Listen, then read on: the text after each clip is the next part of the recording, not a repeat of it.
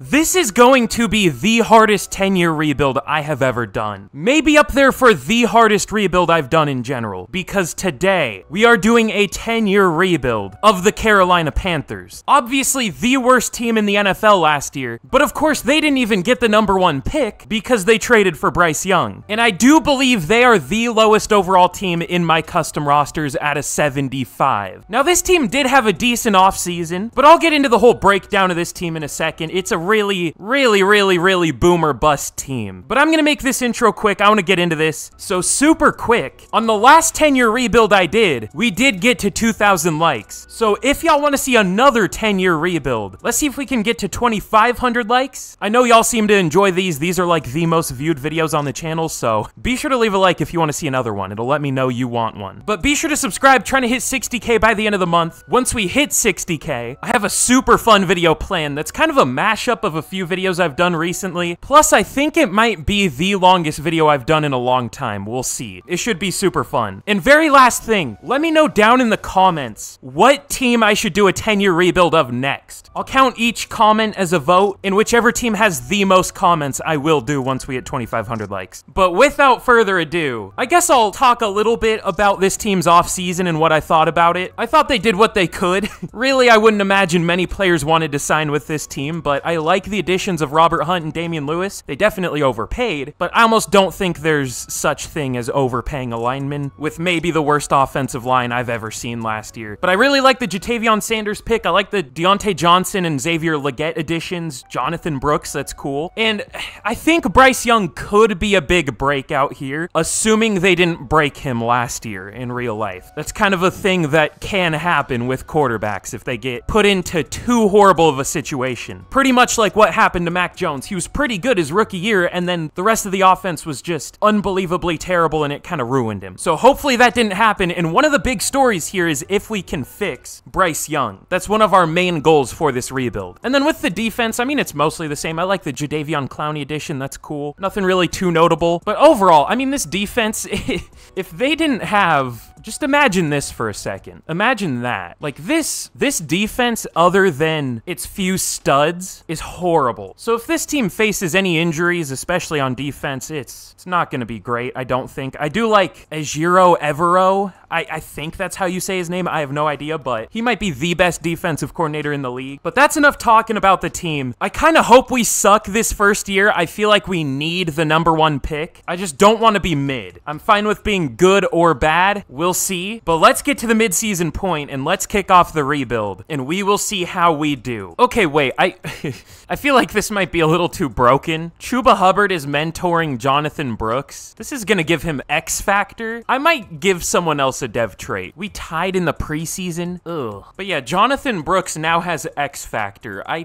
about I take that away and give him a little, like, ratings boost? Let's pretend I pick immediate impact, because that's a little broken. But we are 3-3 at the midseason point. Exactly where I didn't want to be. Great. We're already up to a 79 overall. That's interesting. I wonder if the 75 was a lie. Sometimes it does that. But let's see. I messed with all the contracts, and these should be all the expiring ones. Chuba Hubbard, Xavier Woods, Jordan Fuller, Shaq Thompson, Austin Corbett. That's about the end of the important ones. Chuba Hubbard, we probably don't need back, but we might fall into the trap of Jonathan Brooks being a good overall, but playing horribly because he was a player I created and not already a player in the game. So we might think about re-signing Chuba Hubbard. I guess we can re-sign Jordan Fuller. It's not super exciting. But Shaq Thompson, I definitely want back. We could wait for him to regress, but he's probably going to be about the same price either way. We'll go 4 years, 42 mil, and he takes it. That's a long deal for a 29-year-old running back, but sure. And then I think we'll wait on everyone else because Woods and Corbett aren't interested. Definitely not the most stressful re-signing period, or I guess mid-season re-signing period. But let's get to the end of the year and we will see how we finish. Okay, well, we finished 7-10. I kind of wish we did worse, but that should be a pretty good pick. We'll take it. It's crazy to me how many 9-8 and 8-9 teams make the playoffs in this game. That's something. But Bryce Young was okay. 3,100 yards, 21 touchdowns, 13 picks. I've seen him do a lot better, so I'm a little disappointed, but I guess this was a lot better than he did in real life. A lot better team around him here, though. But Chuba Hubbard was really good. 1,200 yards, 4.2 per carry. Jonathan Brooks had 13 13 rushing touchdowns. And for receiving, Deontay Johnson led the team with only 850 yards. Not great. Oh yeah, I forgot that's a thing.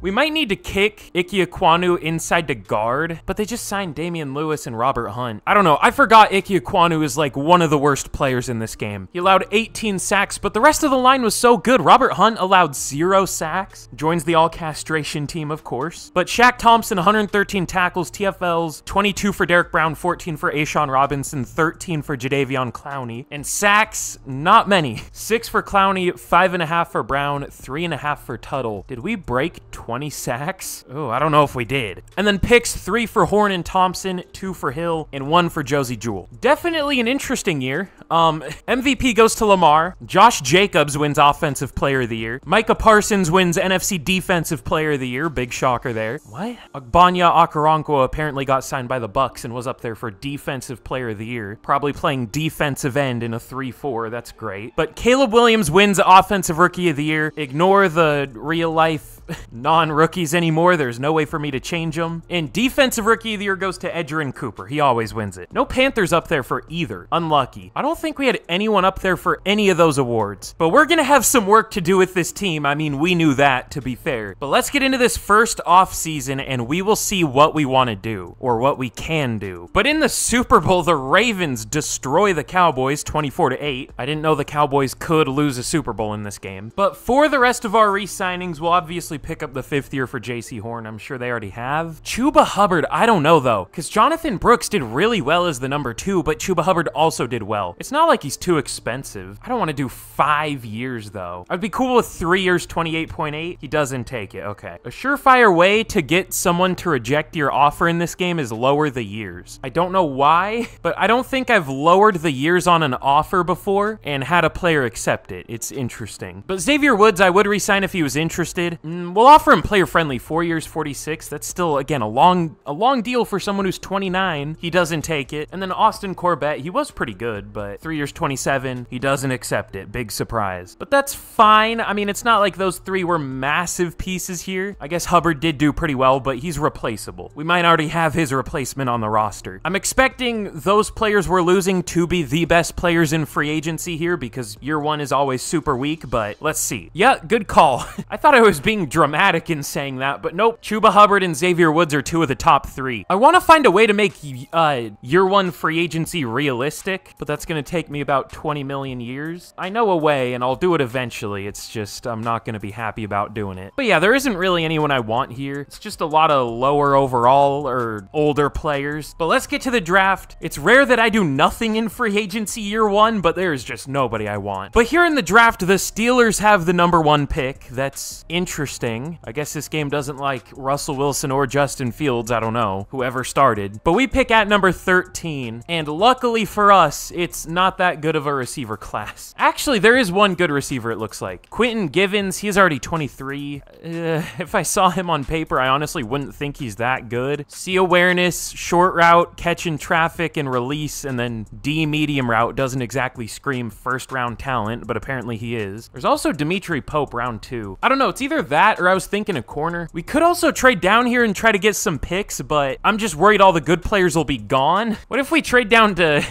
19? You want to know who has pick 19? The Bears. That went super well the last time the Panthers traded down with the Bears. You know what? I'll torment you Panthers fans again. I'm sorry. All right, we're gonna pick up a 2nd next year and a 4th this year. I do like some of the depth, or yeah, I guess depth is the right word. Some of the players down the board I do like, so I like that 4th round pick. And then at number 19, I think we'll just go with the receiver, Quentin Givens. It's either that or we go with the corner and take Dimitri Pope and hope he's still available in the 3rd round because we don't have a 2nd round pick this year. I don't know. It's probably better to go Givens because I think there are decent corners available around the 3rd. Yeah, well, decent ones. Whatever. We'll take a chance on Givens. I think this will make it the 3rd year in a row the Panthers have spent their 1st pick on a receiver. Don't quote me on that, but Mingo, Leggett, and now Givens. Of course he has normal dev. Why would he have a good dev trait? I mean, that was kind of obvious, but I was just hoping it wouldn't be true. Oh, and of course Pope is still available. God.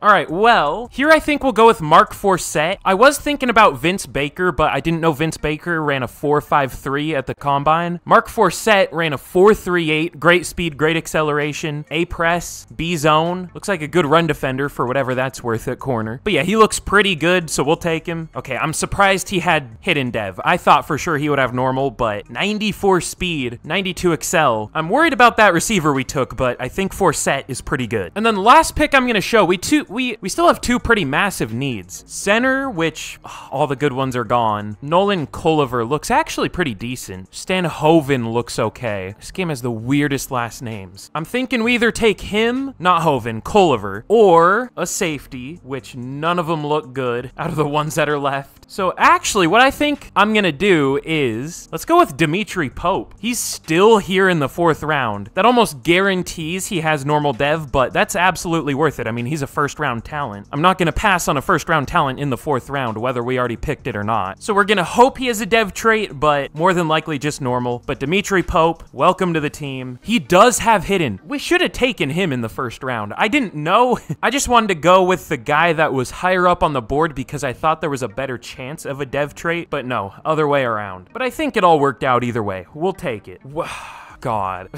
One pick before, I was gonna take Nolan Culliver. The Jaguars took him. Great. Okay, well, here's how we did in the draft. It was interesting. Nobody too great, but I guess we were still kind of recovering from the Panthers trade, or the Bears trade not having a 2nd round pick. Honestly, though, this looks like it was kind of a horrible draft class. Nathan Rosenberg at center was very good, though, but, well, no, it wasn't a horrible one. Just a lot of the players went before we had a pick. There was only one 80-plus overall player after pick 13 in Nathan Rosenberg, so there wasn't a lot we could have done. Honestly, Givens was like one of the best overall players we could have taken, just no dev trait. Unlucky. He's not even gonna start for us though. But Forsett's a 76, Pope's a 76. I took these 3 picks. One of them is a little worse than the other 2, but Mike McAllister's decent, 74 overall. He's a massive nose tackle, 339. He's 95 strength. 79 play rec as a rookie is insane, 81 tackle. Keontae Hodges, it was definitely a bold pick because he was like the last ranked right end. He just had like a few unscouted A stats and they must have all been a C. He goes up a little at defensive tackle. And then Sean Britton in the 6th round was decent. He does have a dev trait, which is cool. So, okay draft, all things considered. I just wish we did something different with that 1st pick, but I didn't know who was going to be available in even the 4th round. But let's get into year 2 and we will see how the team's looking. I'm also going to take a minute to sign some free agents because there are still some pretty big holes on the roster. But okay, heading into year 2, we are an 80 overall. Not bad. The offense isn't too different from last year, but, you know, we'll see how Jonathan Brooks does. We kind of have a different receiving core. Just Pope is going to start instead of, I guess, Adam Thielen started last year. And I signed Luke Fortner. Luke Fortnite, that's hilarious. The defense is pretty different, though. Obviously, Forsett was, you know, one of the better players we drafted. Was a very good pick. Also signed Mike Dana. We'll see how McAllister does as a rookie. I also signed Nick Cross and Taylor Rapp. I'm going to start Nick Cross because he's still only like 22. That's insane. I'm surprised the Colts cut him, but we'll take it. Oh yeah, we do also have Jamie Robinson.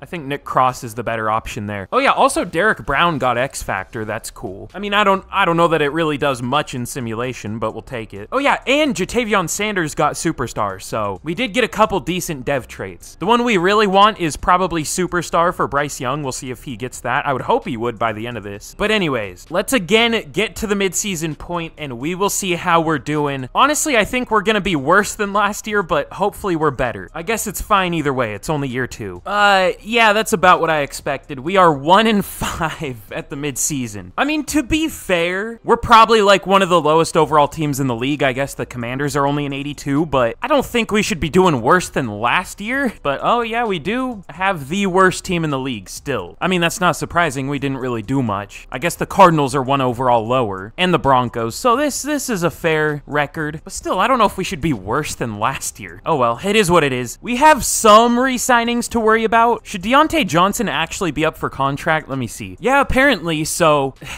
Is this gonna be a theme for the rebuild where nobody's interested in re-signing? Literally nobody here, I guess. Well, there's Dane Jackson and Mike Dana, but like nobody important is interested. Hopefully that changes as we get better. We'll see. It should, I hope. But we'll go 5 years, 76 mil. That's not too expensive. That's like barely over 15 per year. It's just incredibly long for a 28-year-old who's only an 84 overall. But he takes it. I would have preferred to do like 2 years, 31 instead of 5 years, 76 or whatever it was, but sure, I guess. And then everyone else will just wait. I mean, nobody here is that important. Let me see if there's anyone really struggling right now. I probably won't bench him because we might as well just tank at this point, but my guess is Ike Ekwonu is probably doing horribly. Yeah, pretty good call. On pace for like 20 sacks. Oh, God. Speaking of sacks, we have 6 total through 6 games. I mean, I can't complain too much because we're bad, but just the players that are doing super poorly are kind of weird. But whatever. Let's get to the end of the year. And this year, we'll really go hard in free agency. I don't want another year like this. I mean, it's inevitable, but at least hopefully next year will be better. Okay, well, we finished 6-11. Rough. I kind of wish we did worse. And Bryce Young was interesting. Passer rating's so weird to me. 30 touchdowns and 20 picks is a 100 passer rating. I mean, I know that isn't everything, but I feel like interceptions throwing that many should have a bigger impact. I mean, other than the picks, he was really good. I mean, 3,800 yards, we just didn't pass a lot. 30 touchdowns, 70 completion percentage. He was good. Should hopefully keep getting a lot better. But Jonathan Brooks was actually good, so that was a good decision. I guess it wasn't really a decision. He kind of just, or Chuba Hubbard just kind of rejected us, but Jonathan Brooks was good. Deontay Johnson, almost 1,300 yards and 12 touchdowns. He led us with like less than 900 last year, but Jatavion Sanders did really well. Leggett, 696, nice. Pope wasn't great as a rookie, just didn't get many catches. Ike Ekwonu was a lot better in the second half of the year, but overall still wasn't great. What happened with our offense? It looks like it did super well in the second half, but our defense, it looked like not so much. Shaq Thompson, 133 tackles, 19 TFLs for Derek Brown, 15 for Clowney, 10 for McAllister as a rookie. And sacks, 7 for Derek Brown, only 5 for Jadeveon Clowney. I mean, I know he's not like an insane player in real life, but 5 sacks seems a little disrespectful. I never know like sack numbers. Yeah, he apparently had 9.5 this year in real life. I mean, I guess that was kind of an outlier, but still. He used to be one of those like 25 sack guys in this game, though. I wish we had that. Doesn't make sense, but I wish we had it. And then other than those two, it was literally nothing. But Shaq Thompson led the team with 4 picks, 2 for JC Horn, and then 1 for a few players. But MVP goes to Patrick Mahomes. Wow, shocking top 2 there. Actually, I haven't seen that top 2 in a while. It's kind of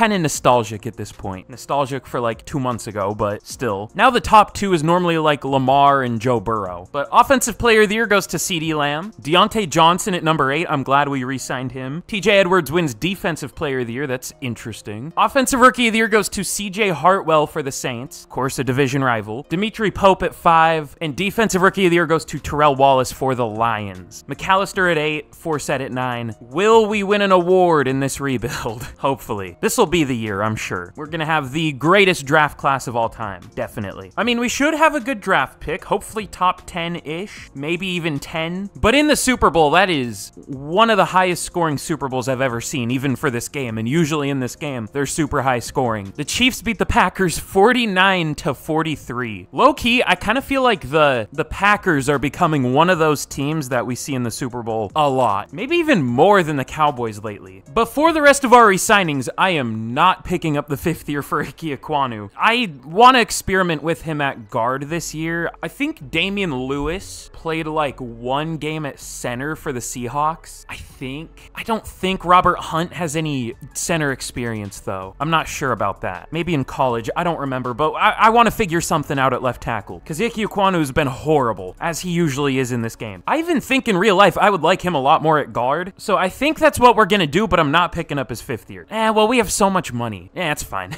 It's not that expensive, but everyone else, I think we're good, so let's see what we can do in free agency. We might sign a tackle here, but we'll probably just draft one. We'll see. Oh, it's mostly just the usual suspects here, but it's always interesting to see 99 overall players available. Harrison Butker. Yeah, I think I'm gonna pass on him, probably. It's probably a good idea. In the words of Kendrick Lamar, I don't know if I can say that. Never mind. Wow, what a great receiver free agent class. What the hell? I mean, we don't need one, but still. But here's what we're we're gonna do in free agency, it's really boring for what I thought we were gonna do. There just isn't really anyone here that I'm like too crazy about. I mean, there's Zadarius Smith, but he's 32. We do need pass rush, but he isn't very good in this game anymore. He used to be like Jadeveon Clowney, where he was just ridiculous, but like 5 sacks, that's about what we're getting with Jadeveon Clowney. And then like, I don't really want to sign JOK. We have enough linebackers. I don't want to sign Grover Stewart because I always sign him and we don't. He's just kind of old. I don't really want to sign one of these tackles because while they're good overalls, they are horrible in this game. So yeah, not really much at our big positions in need, but we'll try to get Greg Newsome, Joe Tryon. We'll try to steal him from the Bucks. It looks like the Bucks are also interested. That's a weak offer apparently, but they are a little interested. And then Devontae Wyatt, which is more of a band-aid option. I do think he'll be a breakout in real life, but he only has normal dev here for some reason. Seems disrespectful. But let's see if these 3 players want to sign. My guess is we won't get Newsome. Oh God, if we don't get Newsome, we're probably not going to get Joe Tryon. Well, how bad do I want Joe Tryon? That's the question. Because I mean, he's fine. I've gotten him before and he's done really well, but he was okay this last year for the Bucks. I kind of want him. He does pretty well. Okay, well, let's see if we got Greg Newsome. We did. Okay, cool. I was going to say if we didn't, it would be very disappointing just getting Devontae Wyatt and Joe Tryon, but this is a decent little class. We'll say it'll go down as an underrated one because it doesn't look that flashy. Joe Tryon wants to sign. We'll have to go to the next week. He really doesn't want to join the Panthers, apparently. I'm sensing a little bit of a theme here. Hopefully that changes pretty soon, but he does finally sign. I see the Patriots signed Nick Chubb, and I know they always like... Okay, never mind. What? The Lions signed Tua after just giving Jared Goff a massive extension. Did they cut him here at least? Nope, they're just giving 2 quarterbacks massive contracts that probably... Nah, I don't want to say that, but that's an interesting strategy, that's for sure. Can't say I would do that. But here in the draft, we pick at number 7, and let's see what we want to do here. I kind of thought about trading up, but there was nobody I was really crazy about that we could have traded up for. I really do want a pass rusher this year, but none of them look that good, especially not the outside linebackers. All of them were horrible to begin with. I mean, there was one top 5 guy, but he got taken. I didn't even bother scouting him because I figured he would, and he did. But yeah, I don't know if I'm crazy about any of them. The one I do like is Sean Best. I think he's the best. I'm hilarious. He actually looks really good. I don't know if I want to trade down in back-to-back years. He's kind of a weird build, though, actually. He's kind of a tweener at 6'5", 280. So if we do move him to outside linebacker, he's probably going to drop like 2 or 3 overall. We could also just, you know, bulk him up a little bit and have him play D-line. I don't know. He's a weird player. We'll figure out something to do with him. I think we will take him. Sean Best. He also ran a 4.57 at 280. I should point that out. That's insane. Elite speed, only good acceleration, great strength. We'll figure something. Honestly, he might not go down that much at outside linebacker with that good a speed. I mean, it's more of a coverage thing, so it depends on what his coverage is, but it's probably not great. I don't know. Enough rambling. We'll take him. Hidden dev. If he had normal, I would have cried. But 88 strength, 86 speed. Kind of rare to find players with better speed than... Well, kind of rare to find non-corners or receivers with better speed than acceleration. So that's interesting. It seems like literally every corner or receiver has better speed than acceleration for some reason. But with our 2nd round pick here, we do have 2 seconds, by the way. Should we have 2 seconds? Hold on. Oh wait, yeah, I think we should. I think the Bryce Young trade is over by this point. And I want to go with a lineman here, but this isn't the best O-line class ever. It's a pretty horrible one, even to begin with. Deshaun Streeter at center is kind of interesting. He looks like the best lineman, but even then he doesn't look great. Ted Oberg also looks kind of decent. We'll probably take both of them later. But instead of reaching, let's go with hopefully a good player. We'll take one of those guys later. I kind of like Justin Bigsby. The problem is he's barely scouted. It's kind of a high-risk pick because, you know, he's barely scouted. But great speed, A awareness, B play rec, which is a really good sign. And he's a hybrid, so hopefully he has A man, but even if it's a B, that's probably fine. Hopefully an A pursuit. He's also a 3rd to 4th round projection, though. We'll just take him here. He looks really good. Hidden dev, 91 speed. Safety was like our biggest need, so let's hope he's a good overall. But round 3, let's go with... See, I want a tackle, but I checked and none of the tackles look that good. I mean, it's hard for me to tell when tackles are good because they all look kind of the same to me for some reason. If anyone's good, it's probably Vince Galloway, maybe. But I don't know. Deshaun Streeter has C to F pass block. You know what? I will take a chance on Vince Galloway. I have little to no experience taking tackles, and when I do, they're usually horrible, so I'm sure this will go well. Okay, Okay, he does have hidden dev, only 83 strength, but I'm glad he at least has a dev trait. And you know what? Deshaun Streeter's still available. He looks good. Hopefully he doesn't have F pass block, but let's take him. Also a hidden dev. This felt like a pretty good draft. I think we did well, I hope, because we need it. Okay, wait.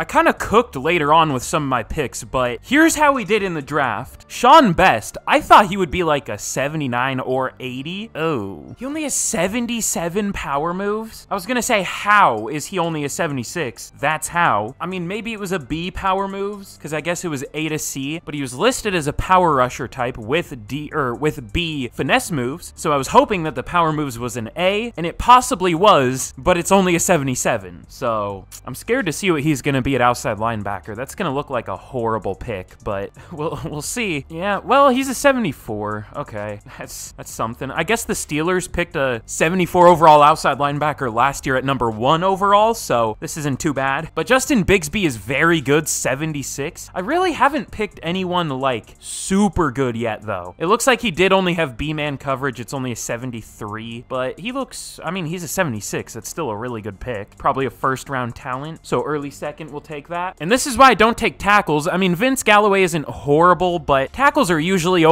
like a lower overall than interior O-line. I can't speak right now. I don't know why. I don't know if I want him starting, though, because the better player was Deshaun Streeter at a 76. Not that good of a pass blocker, but his pass block is 5 worse than his base run block. But his pass block power is better than his run block power, and his pass block finesse is better than his run block finesse. What? Okay. But these last two picks, I made both of these. Ezekiel Zimmerman, he's good, 75 overall. I don't think he had a dev trait, though. No, but that's still good. But the last pick was the best pick we made. The highest overall player we got, Monte Gardner, 77 overall. I thought he would be decent. I thought he would be like a 72. I don't really know why he is a 77. I guess he has decent route running outside of his deep route. His deep route is very good, obviously, but even his medium and short route are decent, which I guess is kind of rare for later round deep threats. So nobody too insane of an overall, but still a really good draft. This could be what we need to finally do at least decently well. We will see. But here's a look at the team heading into year 3. We're definitely getting better. We're up to an 83 overall. This offense is pretty interesting now, though. Deontay Johnson got X Factor, which is cool. And Dimitri Pope just had Superstar. At least I would assume. He didn't really do enough to get it. So yeah, it looks like he just had Superstar. We'll take that. And then for the O-line, here's what I did. I put Robert Hunt at left tackle because he, you know, has tackle experience. We'll try Aquanu at left guard, and I moved Damian Lewis over to right guard. Just because I don't know if I trust a 73 overall at left tackle. So we'll see how this line does. But the defense is okay. It's an 83 overall. Hopefully Best and Bigsby have good dev traits. By the end of the year, this defense could be a really good overall if they do. We still need a few more pieces. Like I want one more D lineman. We could also just keep Best at defensive end because he definitely has the size, but I'm more worried about our edge group than our D-line. We at least have Derek Brown on the D-line. We don't really have anyone that great at edge, so we're trying to go for that. But also, hopefully this defense can finally play well. It's really been holding us back. I mean, the first year our offense was bad too, but this last year our defense was a lot worse than our offense. So we'll see what happens. Let's get to the midseason point of year 3, and hopefully we do well. But usually year 3 is kind of the down year in Madden. We'll see though. I guess it's hard to be worse than 1-5. I'm really asking to be 1-6 or 0-6 at the midseason. Okay, well, no, we are the opposite of what I expected. We are 5-1 at the midseason point. That changed pretty quick. One of the worst teams in the league last year to one of the best this year. It looks like Bryce Young is doing super well. Jonathan Brooks is doing well. Our blocking is much better. And we're actually getting a little bit of pressure now, thankfully. So yeah, it looks like everything's going good so far. We'll probably only finish like 10-7 or something. We'll probably have a fall off in the second half of the year. But even then, that's a lot better than last year. But we do have some players to re-sign here. Didn't they just give Derek Brown an extension? I mean, it could be up by this point. It expires in 2028. I don't feel like it should be up yet. Are we in 2028 yet? No, we're in 2026. So I think I need to manually extend that. Okay, that should be about right, hopefully. But JC Horn Horn, we'll go 4 years, 51 mil. He takes it. That's very cheap. Really? He didn't want at least like 4 years, 80? That's kind of insane, but we'll take it. Damian Lewis, I don't feel like his contract should be up either. This is where we get into the point of like, you know, you can't change contracts outside a franchise in Madden, which I wish you could. But yeah, his doesn't expire until next year. But Taylor Moton, his contract should probably expire next year too, but whatever. He's been really good so far, but I don't want to give him a 4-year deal at 31 years old because he's not going to accept this. I mean, maybe. Let's see. 2 years, 45. We might as well try, and he doesn't. Shocker. And then everyone else, I'm probably good so far. We'll reassess at the end of the year, of course. But hey, hopefully we can keep this apparent hot streak up. Again, I think we're going to choke a little bit. I think we'll go like 5 and 6 in the second half of the year. I think we'll finish around 10 and 7 or 11 and 6. We'll see. But let's get to the end of the year and we will see what happens. But here we are at the end of the year, and super quick. Before I reveal how we did in your number 3, if you haven't already, be sure to leave a like on the video again. 2,500 likes and I will do another 10-year rebuild whenever we hit that goal. Let me know what team you would want to see me do next, because whichever team has the most comments, I will do. I feel like that's the best way to do it. To know which one y'all want to see the most, I guess. I don't know. It's always hard to say. I never really know, but I try to figure it out. And also subscribe for more, because if you like rebuilds, that's literally all I do. And there's going to be a ton of fun stuff coming up soon, including college football. What do you call it? College football 25? That just sounds weird to say, but I'm going to do videos on that this summer, so stay tuned for that. Those should be a ton of fun. Oh, and also, last thing, question of the day. What's a good one? You know what? Here's an interesting one. I feel like I've definitely asked this before, but question of the day, let me know this down in the comments. If you could add one NFL player to your favorite team, like steal from a different team, what player would you steal? I've definitely asked that before,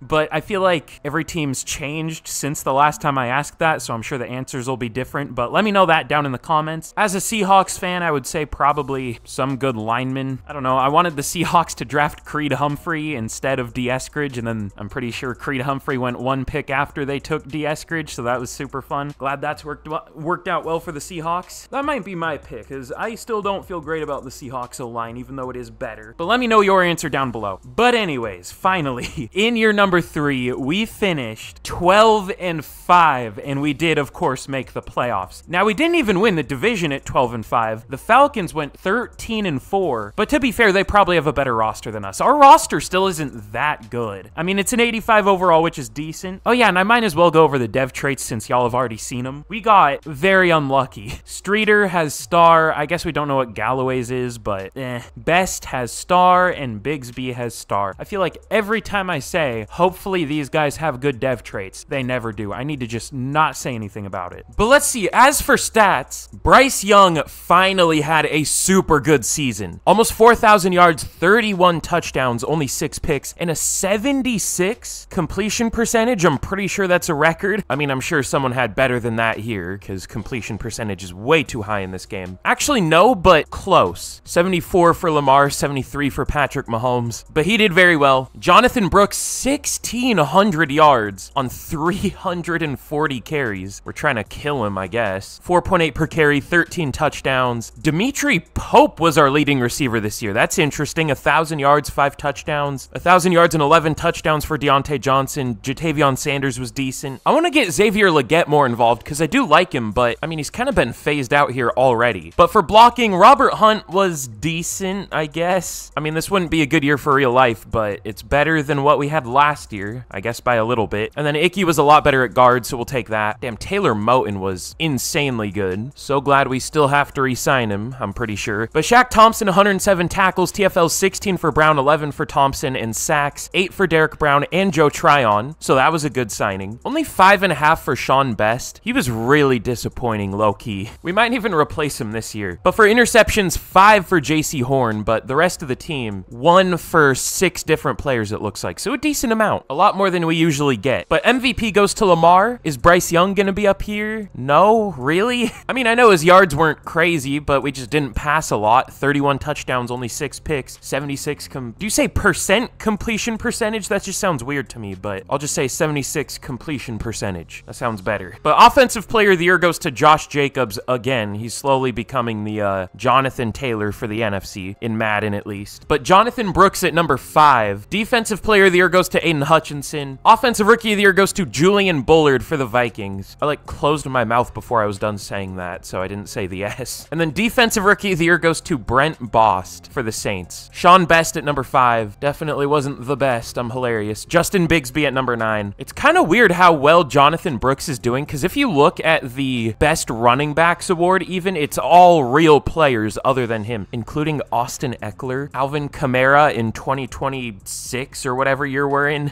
Don't know about that. But of course, we are in the playoffs, and we are going to be taking on the San Francisco 49ers and our former player, Christian McCaffrey. I personally thought that trade was bad for the 49ers because I thought Christian McCaffrey was just going to get injured immediately, but of course, with the 49ers devil magic or whatever they have, he hasn't gotten hurt once, I don't think. Maybe once. I don't know. Fucking white boy summer team. But we have a hot opponent scenario. We'll go be confident. How hot can they be at 9-8? Were they like 1-8 at one point? Like how many wins in a row is considered a hot opponent? Well, I guess let's find out. I guess maybe it's not in a row, but oh, they did start 0-5. They started 1-6. Yeah, it looks like they're definitely doing better. They won the last 5 games. They lost 2 in a row. Yeah, they're definitely doing better. I can't complain too much if we lose this game because, you know, they have 5 overall on us. I don't know how they did worse than us. This game is something. I need to figure out how to get those, like, a few years ago, I tried to install a mod just for fun to try to get simulation to work better. Like, I can't remember what it was called, but I'm pretty sure there's a mod you can get where it makes the game more realistic. I think it even changes how development works, where it's more of a luck thing instead of a XP thing, I guess. I don't know. Simulation is just so horrible. That's the main thing I'm worried about in this game. But anyways, we also have a first of many scenario. I honestly thought it would be a little while until we made the playoffs, but only, what, 3 years? But we'll go play it cool, y'all know me. I guess it really took us, what, only 2 off seasons to get here? We're doing pretty well so far. But let's simulate this game against the 49ers, and we will see what happens. Okay, I was gonna say, it's fine if we lose, but I don't think we deserve to get absolutely smoked, and we get absolutely smoked. We get beat by 27. We get beat 34-7 by the 49ers. Unlucky. Yep, here's what I said. The Packers are in the Super Bowl again here. It's Chiefs-Packers for the 2nd year in a row. Is that exactly what it was last year? Yeah, this year a lot lower scoring, but still decently high scoring, I guess. The Chiefs win 28-14. But this is gonna be an interesting offseason. This is where we could finally make this team super good on paper. It depends on who's available in free agency. But this is the first year where we could really start restructuring deals and trying to be good now. But we'll definitely pick up the 5th year for Bryce Young. He somehow didn't get superstar dev. That is a very expensive 5th year option. Almost 60 mil, but we'll do it. Taylor Moton, I definitely want back. I just don't want to give him a 4-year deal. I think we'll just tag him. I would go 2 and maybe like 48, 2 years 48. That's an expensive deal. If he's getting like 24 per year, what's like a 95 overall right tackle getting here? Like 35? I don't know, but we'll see if he takes this. Oh, and he does. I was ready to just tag him, but he does surprisingly take that. I mean, it shouldn't be surprising because that's a lot of money, but it is. And then everyone else, I think I'm good. Almost nobody here is interested at all, but honestly, I'm not really too interested in them. So let's see what we can do in free agency. Okay, it's a decent class. I was hoping it would be better. Like, I don't really want Trey Hendrickson. We do need pass rush, but 6'4", 270s, maybe a little big. I want to do something, though. Let's see, what's our biggest need? I don't even really know. Oh, and let's see if we got any dev traits. Jonathan Brooks really didn't get superstar. That's kind of insane, but okay. Wow, we didn't get any. That's tough. I might sign a linebacker, but we do have Trevin Wallace. I would be fine with him starting, but I think his contract is almost up. He'll be cheap. We're kind of in the spot right now where everything is just fine on our roster, where I can't really justify, you know, replacing these guys, but I do want to make this team better. I definitely think the front 7 might be our biggest issue, though, so let's see what we can do there. But here's what we're going to try to do in free agency. Just a couple players, both on the defensive side of the ball. I feel like our offense on paper is fine. There's nobody I'm really desperate to replace. I mean, we could maybe add another. Well, we don't need another receiver. We have like 6 good ones. But even if we wanted to add one, all the good ones are super old here, so I'm good. But we're gonna go for L'Jarius Sneed and Juwan Bentley. Something weird that I really haven't noticed. At least I don't think I've ever pointed it out in a video. video before. Why is Juwan Bentley more expensive than L'Jarius Sneed?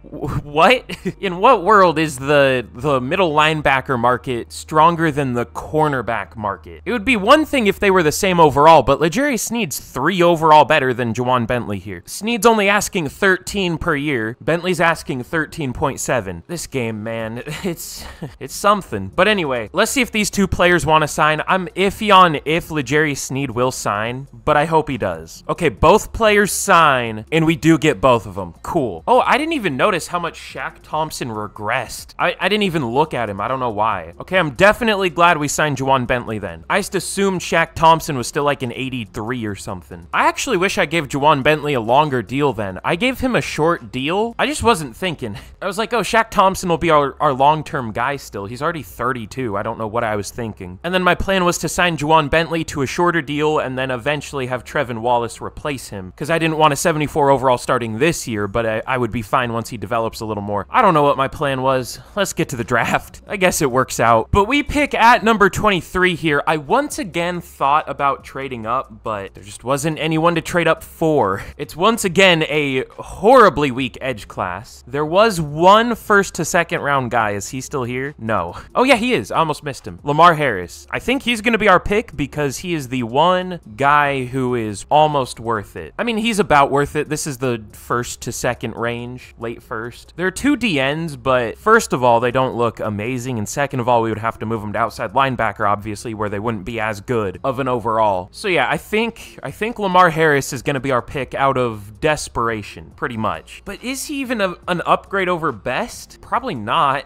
I don't know what we would upgrade here, though. We're kind of out of, like, major needs. We just need more studs on this team, and it's going to be hard to find day 1 studs in the draft, at least in the later first. So we'll just go with Lamar Harris. He's only 21 on the bright side. He looks okay. Looks like a really good run defender. We'll take him. Awesome. Great. Cool. Normal dev. I figured. My drafting has not been the best, at least early on in the drafts here. Once we get into the later rounds, I've picked some decent players, but early on, this is rough. I mean, to be fair, that guy was worth it. Just no dev trait, of course. I really don't know what to do here in the 2nd round, though. I might go with a D lineman, because we do still kind of need D line. Oh. Okay, I don't know if this guy's actually good, but what a combine. 41 bench reps, and he ran a 4.91 at 316 pounds.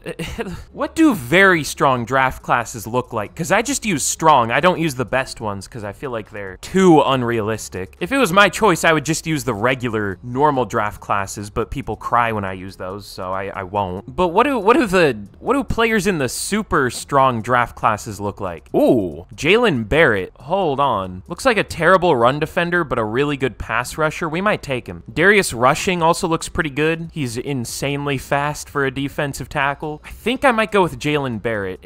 He might not be good. He's a pretty horrible run defender. Let me big brain this. What's a soon expiring contract we're gonna have? Damian Lewis, okay. Andy Ikiakwanu, Jordan Fuller. So safety and guard. Ooh, Daryl Davis. He's slow. I do like the A-man coverage, but it's like all he has. I kind of like Gordon Morgan, the tackle the Packers just drafted. He looks pretty good. We'll take him. Hidden dev, 92 strength, 75 speed. He'll be a future, I guess he's only 6'1", so I don't know if he would be a great guard, but that would be fine. We'll see what we want to do there. Just more O-line depth never hurts. And let's go with Jalen Barrett as the last pick I'm going to show out of Wisconsin. I don't think he's good, but he could be if his power moves and play rec are like super good. So we'll take a chance. Normal dev, but 88 strength, 78 speed, 77 jumping, 81 excel. That is insane. Probably only like a 72, but could be better. We'll see. All right, yeah, this was a horrible draft. In my defense, I don't know what we really could have done differently, but Lamar Harris is fine. I just wish he had a dev trait. He is a 75, but yeah, having no dev trait is gonna be rough. Gordon Morgan, I thought would be better too. He's only a 74, which is decent, but just his finesse isn't that good. I was hoping it could be in the 80s, but Jalen Barrett's okay. He actually looks really good on paper. 81 power move, 78 speed, 88 strength, 76 play rec. How is he bad? Just his block shedding, I guess, and his tackle isn't great, but what would he be at defensive end? 74, okay, that makes it a little better. I actually made almost every pick in this draft too. Malik Samuels is actually better than I expected. He had a man and I think he had a tackle. Yeah, 75 tackle. The thought was to maybe put him at safety, but with 60 zone, that's probably going to be tough. Shit.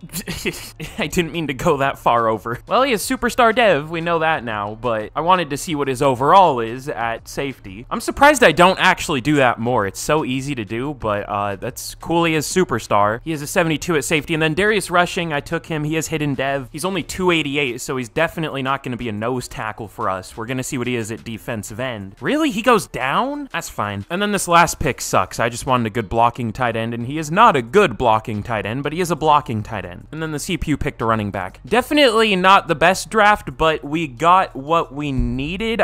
Well, not really. We tried to get what we needed. This was actually a pretty strong draft class. It's just there wasn't a single 80+ overall player available by the time we picked. Not even a 79 unless you count the running back, which we're not going to take a running back. I guess this receiver was available. Whatever. I tried my best. Let's get into year 4. But here's a look at the team heading into year 4. Looking pretty good up to an 86. Not the best, but good. Definitely a lot better than what we started with. Over 10 overall better than what we started with. Really not much is different here though. I mean, it's pretty much the exact same team. Just not many upgrades we could get and nothing really major to change. Nothing was too horrible, especially on offense. Of course, on defense, we added a few players. I also moved some around. I moved Forsett to free safety because we still had too many corners. I also put Rushing at outside linebacker. Definitely a little big at 288, but I mean, he has 80 finesse moves. He's the same overall at outside linebacker as he is as a defensive end, which is interesting. I might also start Barrett on the D-line. We'll see, because he is only 22 and a rookie. Devontae Wyatt's probably like 28. Yeah, we'll start Barrett. I'll have to do that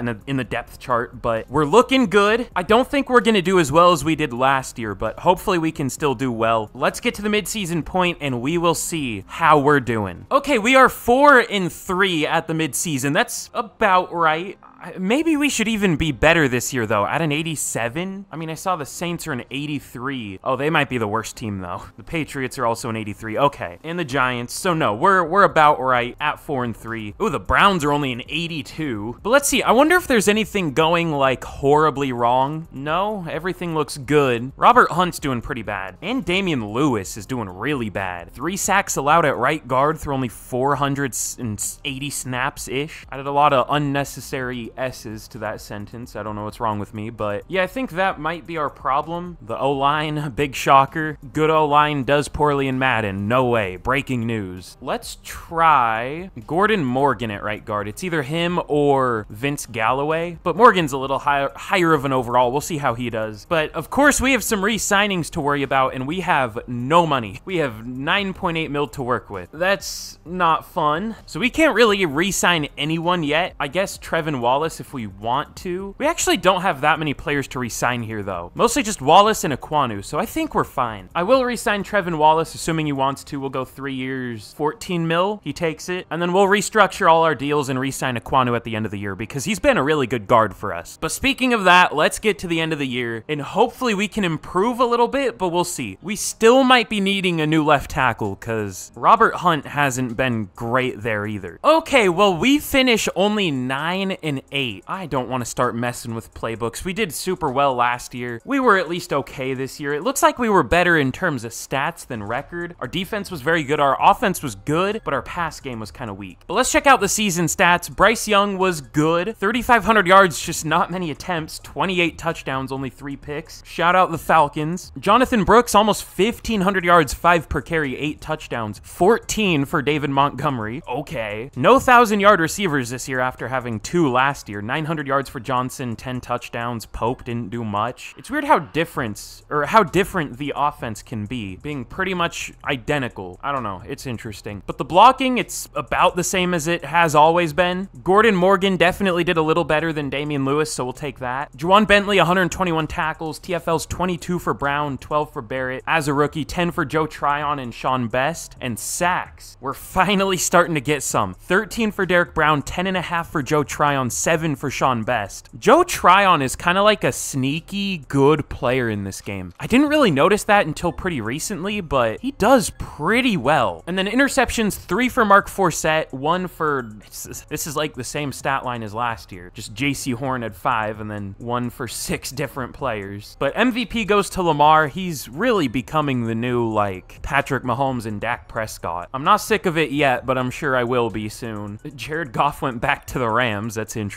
But Offensive Player of the Year goes to Saquon Barkley. No Panthers, no Jonathan Brooks up here. Defensive Player of the Year goes to Rashawn Gary. Derek Brown at 2. I guess it wouldn't have done a whole lot. I guess he would have gained overall if he won Defensive Rookie or Defensive Player of the Year, so that would have been nice, but whatever. Offensive Rookie of the Year goes to Paul Wilcox for the Seahawks. That rhymes. Let's go. And then Defensive Rookie of the Year goes to Mike Gamble for the Vikings. Barrett at 3. I would have been annoyed if he was number 2, but thankfully he was number 3. Did we even get any, like, individual awards? Jonathan Brooks was all the way down at 7 for best running back. What did Saquon do then? Joe Tryon was number 2 for best linebacker. Great. But we are going to be taking on the Green Bay Packers in the wild card. I'm not expecting to win this game, but we do kind of deserve it. We're at home and we're 1 overall better. It's just the Packers are kind of becoming unstoppable in this game. But let's simulate it out. Something I think that's kind of funny. I've been saying for the longest time how much running back matters in this game and how it kind of matters too much. Teams that I've been seeing popping up in the Super Bowl a lot more lately are the Packers and the Ravens. And what did they do this offseason? They both added running backs, Josh Jacobs and Derrick Henry. I mean, it's definitely good to have a good running back in real life, but like, how often does a team with an even top 5 running back win the Super Bowl? I don't know. But anyways, let's simulate this game against the Packers. Let's see what happens. And we do win. That's surprising, but we'll take it. We beat them 28-20. And we have some upgrades, some pretty important ones. Greg Newsome, Trevin Wallace, Sean Britton. I don't think this is the superstar dev safety. No. And then Darius Rushing, possible future starter, I guess, maybe, somewhere. But now our playoff run is probably going to be coming to an end because we are going to be taking on the Dallas Cowboys. Let's see what happens. That's really all we can do. Okay. We beat them 35-3. I think that might be the worst we've ever beat the Cowboys in a rebuild. Maybe not, but that's up there. And now we're going to be facing the Chicago Bears in the conference championship. I guess they do have new weapons. Well, a new quarterback, including Caleb Williams, obviously. Still interesting to see, though. But again, let's see if we can move on to the Super Bowl in only year 4. That's insane. And of course not. I shouldn't have said anything. We lose in a close game, 28-25. That's fair. They were like an 87. That's fine. And they go on to just lose the Super Bowl to the Chiefs. Big shocker. Have the Chiefs won 3 in a row? Yeah, that's fun. Technically 5? Well, no, because this is a different year, actually. They have almost won 6 in a row here, though. Just 1 in between. That's disgusting. But for re-signings, we'll obviously try to re-sign Ike Ekwonu. I'm glad he's interested, so we don't have to overpay him too bad. We'll go 3 years, 56 mil. Okay, never mind. How much is a tag? 19, that's about as much as the deal was. So I think we'll do that. Everyone else I'm probably good, but yeah, we'll tag him. And let's restructure every deal on the team. We have 1.45 mil now, so we'll see how much I can free up. And hopefully it's finally a good free agent class. But in free agency, there still aren't any good pass rushers. I mean, there's George Karlaftis. That's cool, but he's awful in this game. Like, there have been technically good pass rushers in real life, but the game's so fucked up that they're gonna get like 3 sacks for us in a whole season. So there's Dallas Turner, who hasn't gained a dev trait here. I would give him a dev trait, but that's not something you can do outside of franchise. Thanks, Madden. He's been getting progressively worse every year. That's cool. I don't know what to do. There's one player I'm going to try to go for that we probably won't even get, and that's Marcus Williams. Safety isn't even a need, though. Like, I mean, this would be an upgrade. But yeah, we'll see if Marcus Williams wants to sign. He signs, and he does sign with us. Okay, cool. I'm surprised about that, but we'll take it. We'll take something. Not exactly the position I was going into free agency hoping for, but at least it's something. But here in the draft, we pick at number 29, and I think this is the first spot we're going to trade up, or the first draft where we're going to trade up, because there is one pass rusher who is a first-round talent. That is Will Green. He's projected to go first to second, but he could go earlier. I don't know where to trade up, but we are going to trade up. I mean, I know our pass rush isn't terrible anymore, at least in terms of sacks, but but it still isn't great. Sean Best isn't the best. I mean, he was fine this year, but it's not like 7 sacks is unupgradable. I doubt that's a word, but you know what I mean. So let's get to like pick 18 and see if he's still available. I wish you could just trade up or like simulate straight to a pick rather than having to do it one by one, but whatever. If he gets taken, that's fine. We just won't trade up, but I don't know what else we'll do if he gets taken, so I kind of hope he doesn't. Did the Browns just have back-to-back picks? I don't know. All right, now at 18, this is where I think we're gonna trade up with the Vikings. Would they take him? I mean, maybe. They need depth or like a future plan for either Bryce Huff or Andrew Van Ginkel. This team sucks. God. What do they even have? Oh yeah, I guess they have Justin Jefferson. This is probably where all their money's going, to those 3. But we'll trade up. It's gonna be a decent bit to have to trade up. Let's go one more pick. I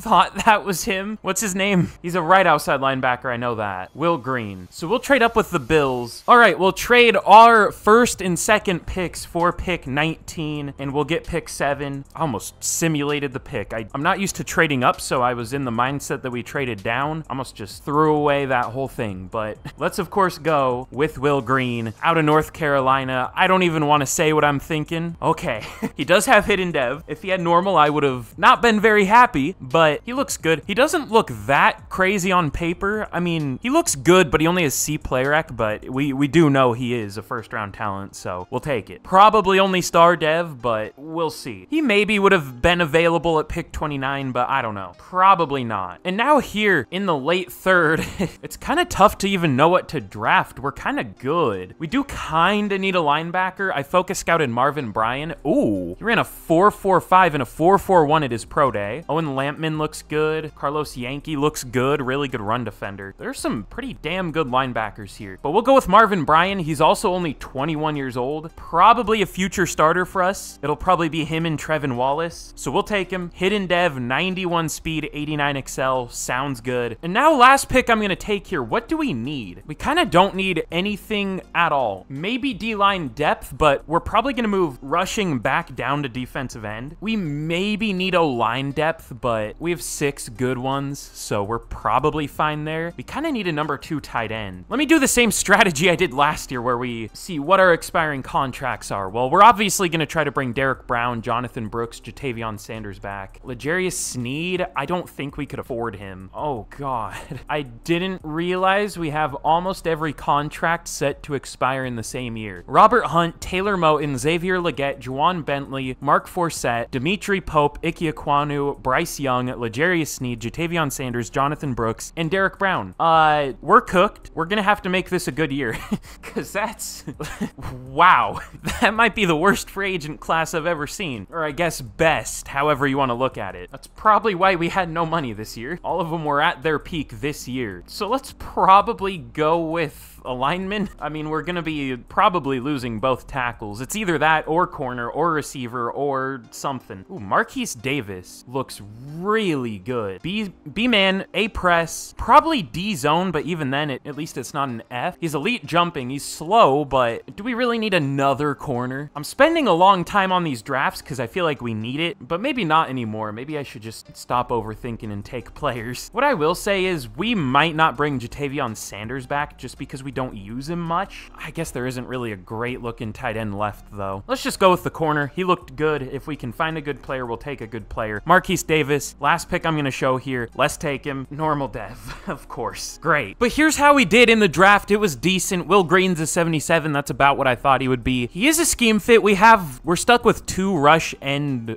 speed rush positions. That was a messy way to explain that, but both of our rush end spots are set as speed rusher, and I don't know how to change that. It doesn't really change if you change the playbooks or scheme. I think it's just stuck, so that's fun, but he is a scheme fit there, so that's good. Marvin Bryan, 75 overall. That was definitely a good pick for the late 3rd. And then Marquise Davis, no dev trait, but for the late 4th, a 73 overall is pretty good. I don't even know if he's gonna make the team. Probably. I took Calvin Lilly, of course, a blocking tight end with hidden dev, probably X factor. And then my last pick, Grayson Ham, I figured he was bad, but I took a chance because he had a pass block. He has 81 pass block, but that's the only good thing about him, so that's fun. And then the CPU took these 2 players. Yay, a 24-year-old rookie. I mean, he isn't bad, but let's get into year 5 5 here, officially about halfway, and let's see how the team's looking. This is gonna be an interesting season. If we don't do well, we're blowing the team up. But here we are heading into year 5. We're looking good. Still really no changes on offense here. It's been the same for like 3 years now, but we are developing. We're gonna make Pope the #1 receiver because I think he's still only like 25, maybe 6. Yeah, still only 25, so we'll try to develop him. We really don't have like a crazy good overall receiver still. That's one thing I would like to add in free agency, but there really hasn't been that option. I mean, there was Keenan Allen, but he was like 33 even then, so There was a pretty good free agent guard though, Matthew George, so I signed him. I don't know why the Falcons practice squatted him, but we took him. Good to steal from a division rival. And then here's a look at the defense. Again, about the same, just we of course added Marcus Williams, and we are going to start Marvin Bryan over Trevin Wallace just because, you know, Marvin Bryan could have a really good dev trait. Even if he just has star, he's only 21, so I do think those two will still be our future too once we get rid of Juwan Bentley. But yeah, the defense is looking pretty good. We have an 89 offense, only an 85 defense, but once we can actually add more good free agents to this defense, it should be better. The free agent classes have just been super weak so far, at least at the positions we need desperately. So hopefully that'll finally change this year. We'll see. But let's get to the midseason point once again. Hopefully we do well. Okay, we are 4-2 at the midseason. Not bad, but I was hoping we would be a little better. We of course still have a horrible pass game. That's not really ever going to change because we just don't pass much. Honestly, our offense in general is kind of terrible though. Even our rushing isn't that good. I mean, we're putting up points, but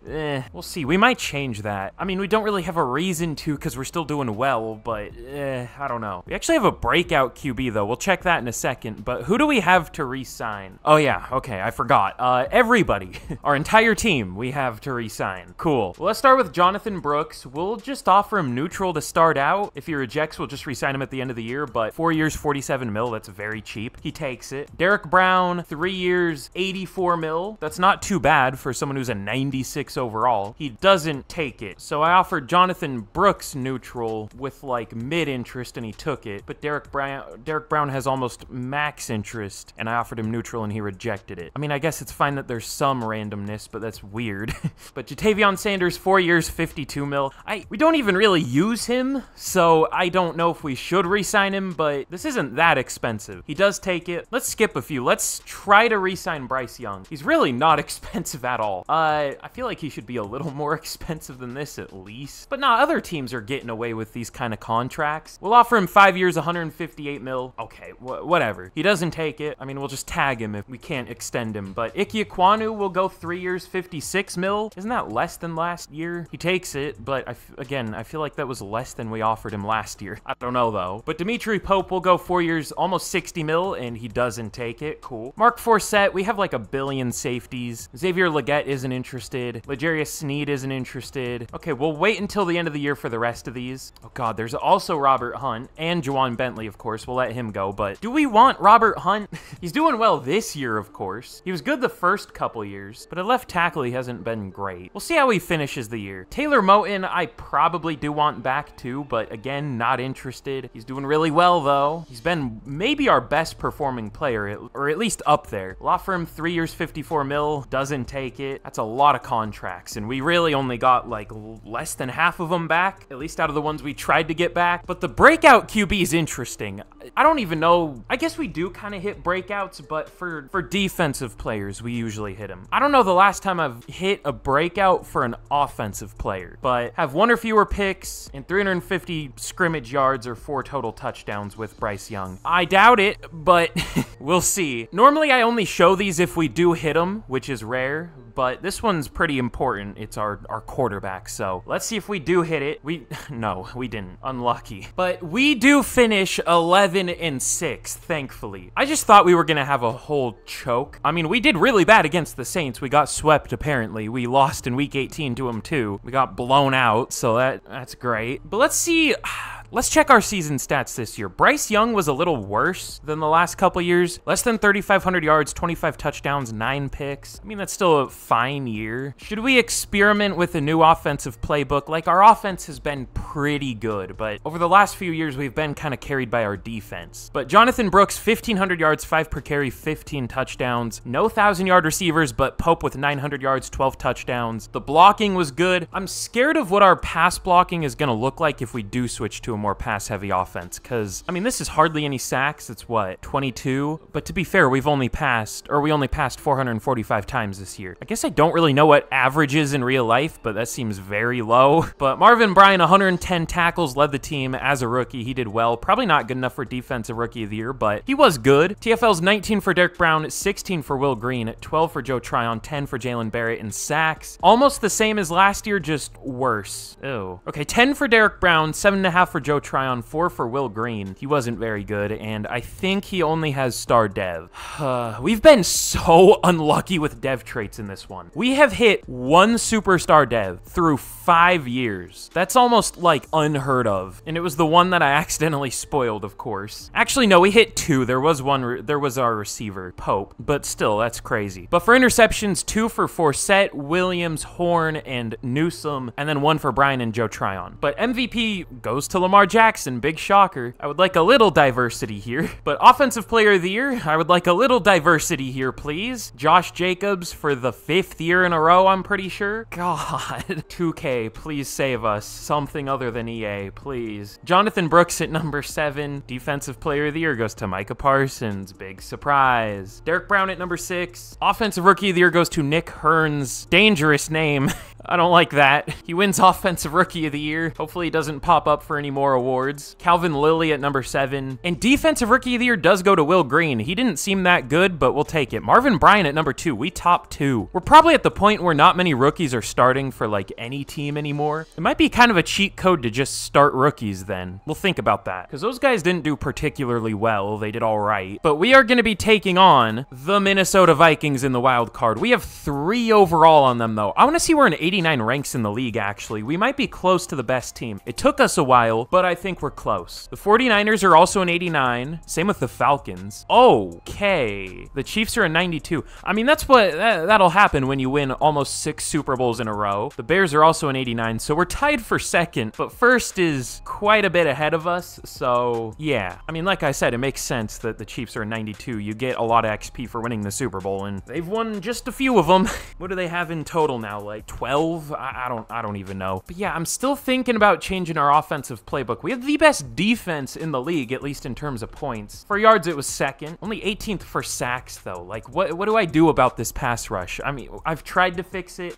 It's fine. It's just, I wish it was better. But let's simulate this game against the Vikings. I'm really thinking about a new offensive playbook, though. Okay, we do win. I'm surprised we win, but we do win. 28-23. It was a close game. Maybe closer than it should have been, because we were like considerably better than them on paper, but they had the same record as us. We get an upgrade for Sean Best. I don't know how much that means, but we'll take it. And now we're going to be taking on the 49ers, who are now a 90 overall. They went up 1, but it looks like our stats are better than theirs. I'm surprised they won 13 games. I mean, it makes sense with their overall, but it looks like they just had a better run game. Okay, yeah, their offense was definitely better. Our defense was a lot better, though. So I guess we'll see what matters more here. I'm kind of starting to lean back into the camp where defense is what kind of wins championships a lot of the time, but the 49ers do beat us 24-21. That's fair. Thank God.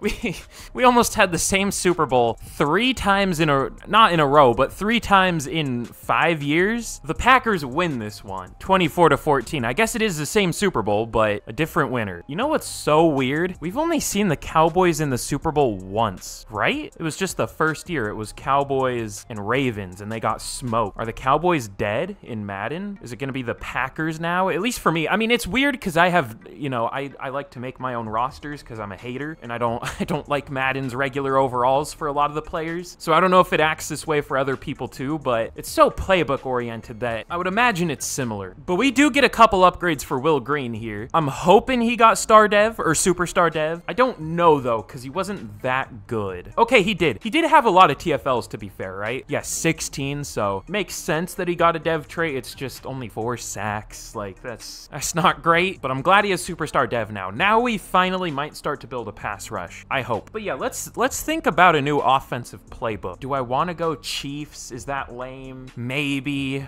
but you can't really blame me. Like, that's the one that's consistently good, and we deserve to have a good offense. Like, we have a 91 overall offense. It's been good, but I don't know if it's as good as it should be. What's like the second most pass-heavy offense? Is it the Cowboys? Let me see. Oh, the Jets?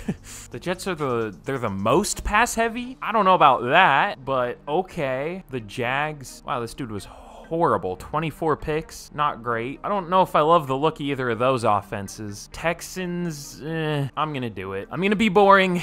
We're starting to get to the point where we definitely deserve to do better than we are, so I'm gonna do it. I try not to do it when we're doing poorly, but we're not the best roster yet. We deserve to be a little better than we are, so we'll see how the Chiefs offense does. On the bright side, we'll get Jatavion Sanders a lot more involved, so that's cool. But for the rest of our re-signings, we of course still have a lot of major ones left. Derek Brown isn't interested at all now. What happened? We went 11-5 or 11-6. I'm still stuck in 2020. When did they change to an 18-week schedule? I don't know. Whatever. Well, we're gonna have to offer him very player-friendly now. 5 years, 181 mil. He doesn't take it. Oh no. Bryce Young, please save me, Bryce Young. 5 years, 183 mil. Oh, okay, cool. Dimitri Pope. I'm gonna assume that there's finally gonna be a decent free agent receiver. So if we don't get him back, it's not the end of the world, but we'll go 4 years, 69 mil. Nice. And he does take it. Okay, cool. Mark Forsett, we'll go 4 years, 62 mil. He takes it. We're really just handing out money here. Sean Best, I'm not going to pick that up. He hasn't been that good. L'Jarius Sneed is really regressing down to an 83. I mean, he is 31, to be fair. That makes me feel old. Robert Hunt was good. I'll offer him player-friendly. That's pretty expensive. We'll go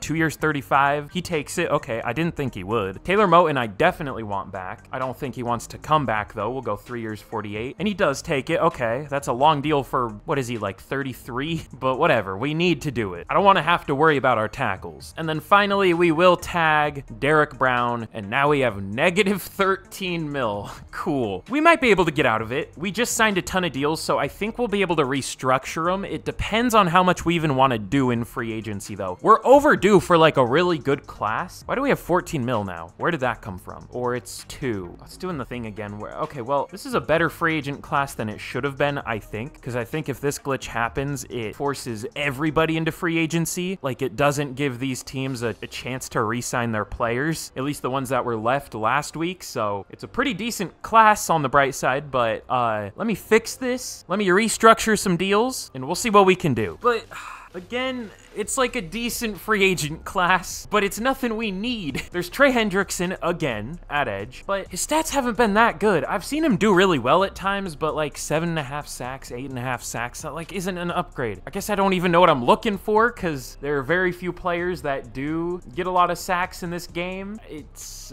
I don't know. And he's like the only one that's available. There's Corey Moore, who's a pass rusher, but do you want to see his stats? Do you want to see what they've been? He has 5.5 sacks over the last 3 years. No.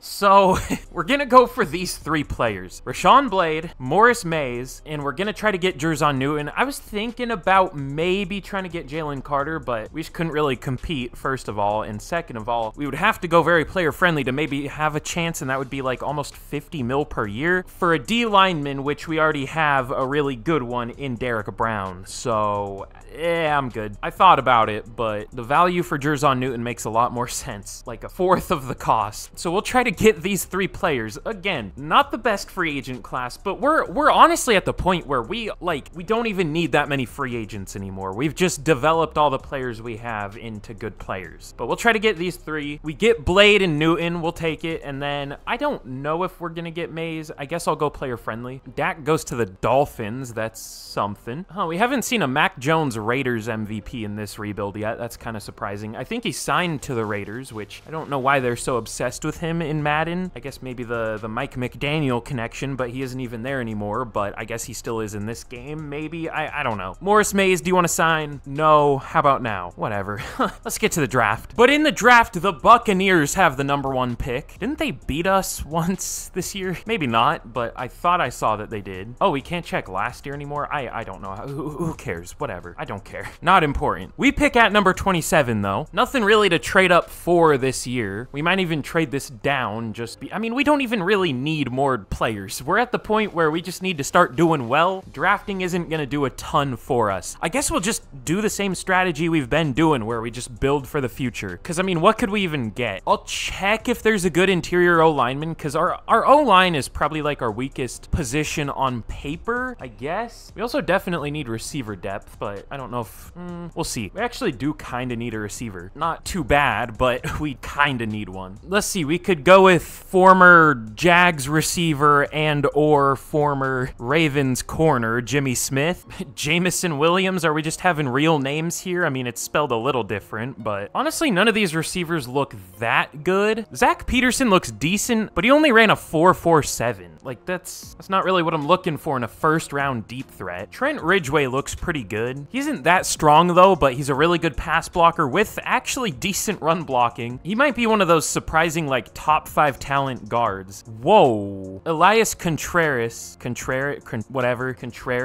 I can say those names right in my head, but I can't say... Whatever. Words are hard, but 44 bench reps. I'm concerned that he's still available, but we might have to take him. This might be an all-O line draft because I'm worried about it. It's been good so far, but, you know, with the Chiefs offense now, I'm a little worried. You know what? We will take him. Elias, welcome to the team. 97 strength should maybe even be higher than 97. Isn't 44 close to the record? I don't know, but hidden dev, we'll take it. Round 2, we might go with the receiver here. I just honestly don't really see any that look that good, though. That's the problem. Jerome Walden actually looks pretty good. I say right after I said none of them look good. He's a physical receiver, but he actually has 4.44 speed, so I might take him. There's also Kendrick Vernon, who also has 4.44 speed, but he only has good speed and marginal acceleration. Walden has great speed and good acceleration. I wish combine numbers meant anything in this game, but they don't. We'll take Walden. Hidden dev, 93 speed, 96 jumping. He could be really good. We'll see. Not gonna start this year, but could start next year. We'll see. More than likely, he'll just always be our number 4, but he'll be a really good number 4. And then last pick I'm gonna show, like I said, I want to take a chance on Trent Ridgeway. I like the pass blocker types that have at least okay run blocking. Only 21 years old, so we'll take him. Hidden dev, 84 strength, sounds good. I feel like this was our first... I don't want to jinx it. Never mind. Let's see how we did.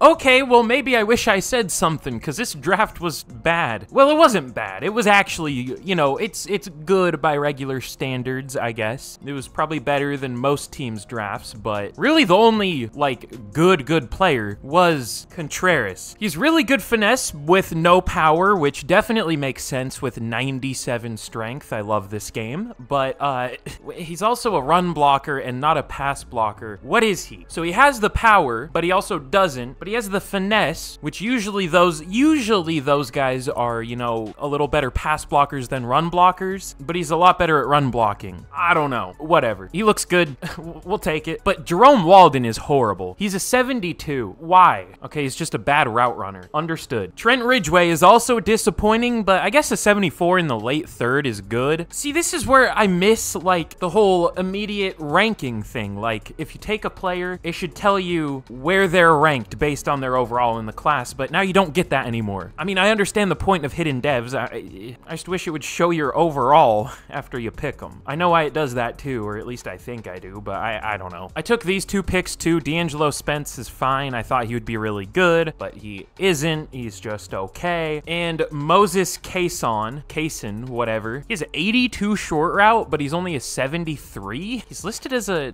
I miss the route runner type. I don't know why that's not a thing anymore, because those type of guys definitely still exist. I mean, we have one on the team in Deontay Johnson, because he definitely looks more like a route runner than a playmaker type. His playmaking ability isn't that good. It's decent, but whatever. You know what? To make myself feel better about the first pick. Okay, our boy Elias is like tied for 10th in terms of overall in the class, so that was definitely a really good pick. We'll take it. Or was it 12th? I don't know. Who cares? cares? Let's get into year 6. This game is starting to wear on me. But here we are heading into year 6. We're looking good. 88 overall heading into the year, so hopefully we'll finally be a 90 by the end. We'll see. But I mean, yeah, we're looking really good. Still really hoping that some of our hidden devs can be superstars. I mean, we don't have really any rookies starting, but we've been so unlucky with dev traits. We've really just kind of been unlucky with drafting, but I guess that's what'll happen when you're picking late, you know, because we're doing pretty well, but still only 2 superstar devs is disappointing through 6 years. But whatever, we'll worry about that at the end of the year. Let's hope we do well this year, and we'll see how we're doing at the midseason point. Ooh, and Jalen Barrett hit star dev. We'll take that.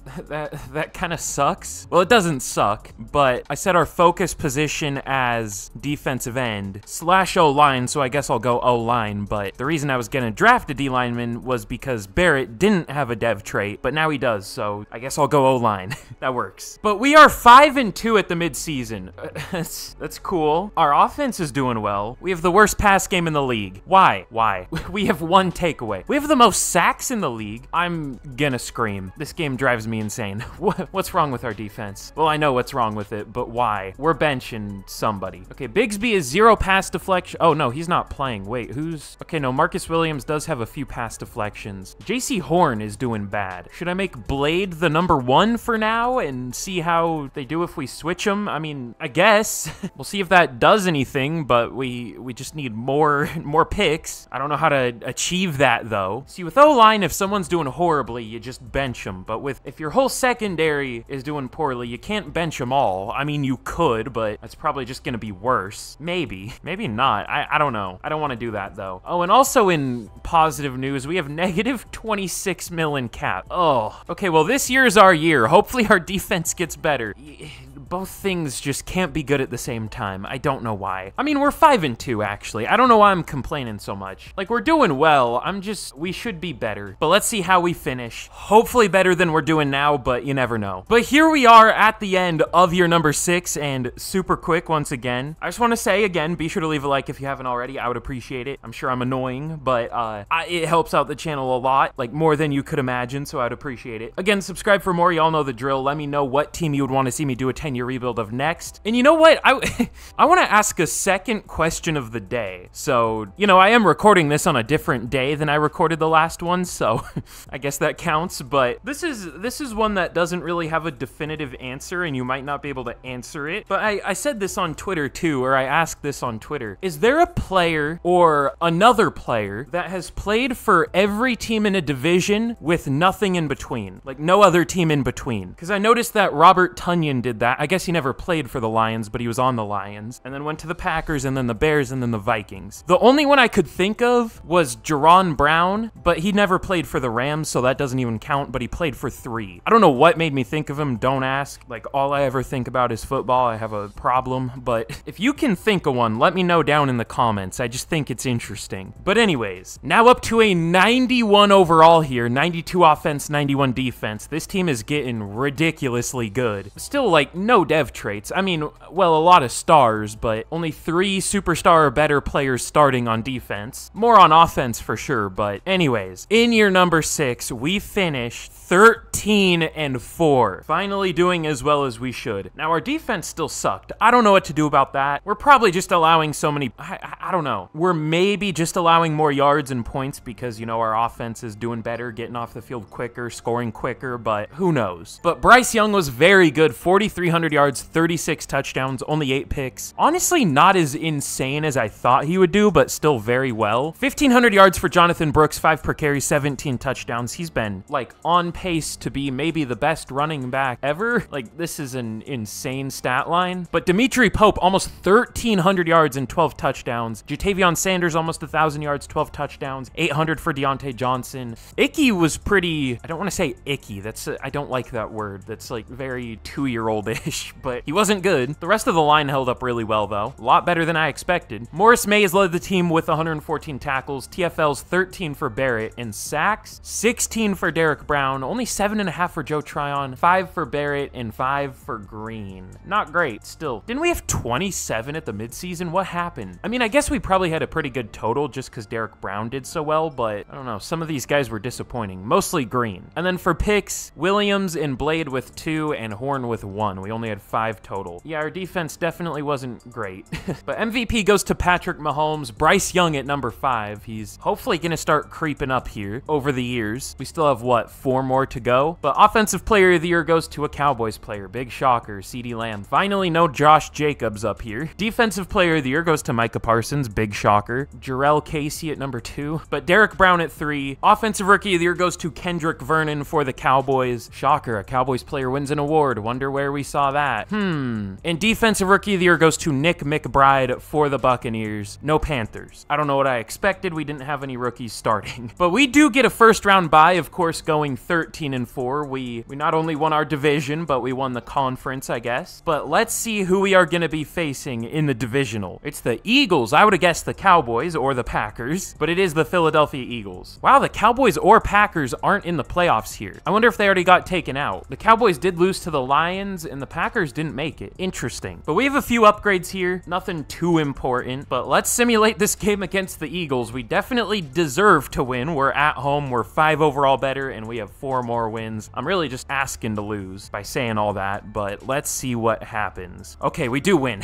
It was close, but we do win 38-34. We realistically should have destroyed them, but at least we win. But now we're going to be facing the Detroit Lions. Definitely a good team on paper, but why is every team 9-8? Like, that's always the playoff record. I feel like it is way too common to go 8-9 or 9-8 in this game. There are just way too many of them. You know what? I'm actually curious. There were 9, 9-8, or 8-9 teams here, and there were 9 in real life. Okay, fair enough. That makes sense then. I feel like they always make super deep playoff runs in this game. But again, let's simulate this game, and let's see if we can beat the Lions and move on to our first Super Bowl. And we do. I really didn't think we would win that game, but we beat the Lions 17-16. And it took us a long time, but finally, go figure, we're gonna be taking on the Kansas City Chiefs. Now, they are a 93 overall. They have been in 5 of the 6 Super Bowls so far here. 7 of the last 8, if you count the last 2 in real life. Like,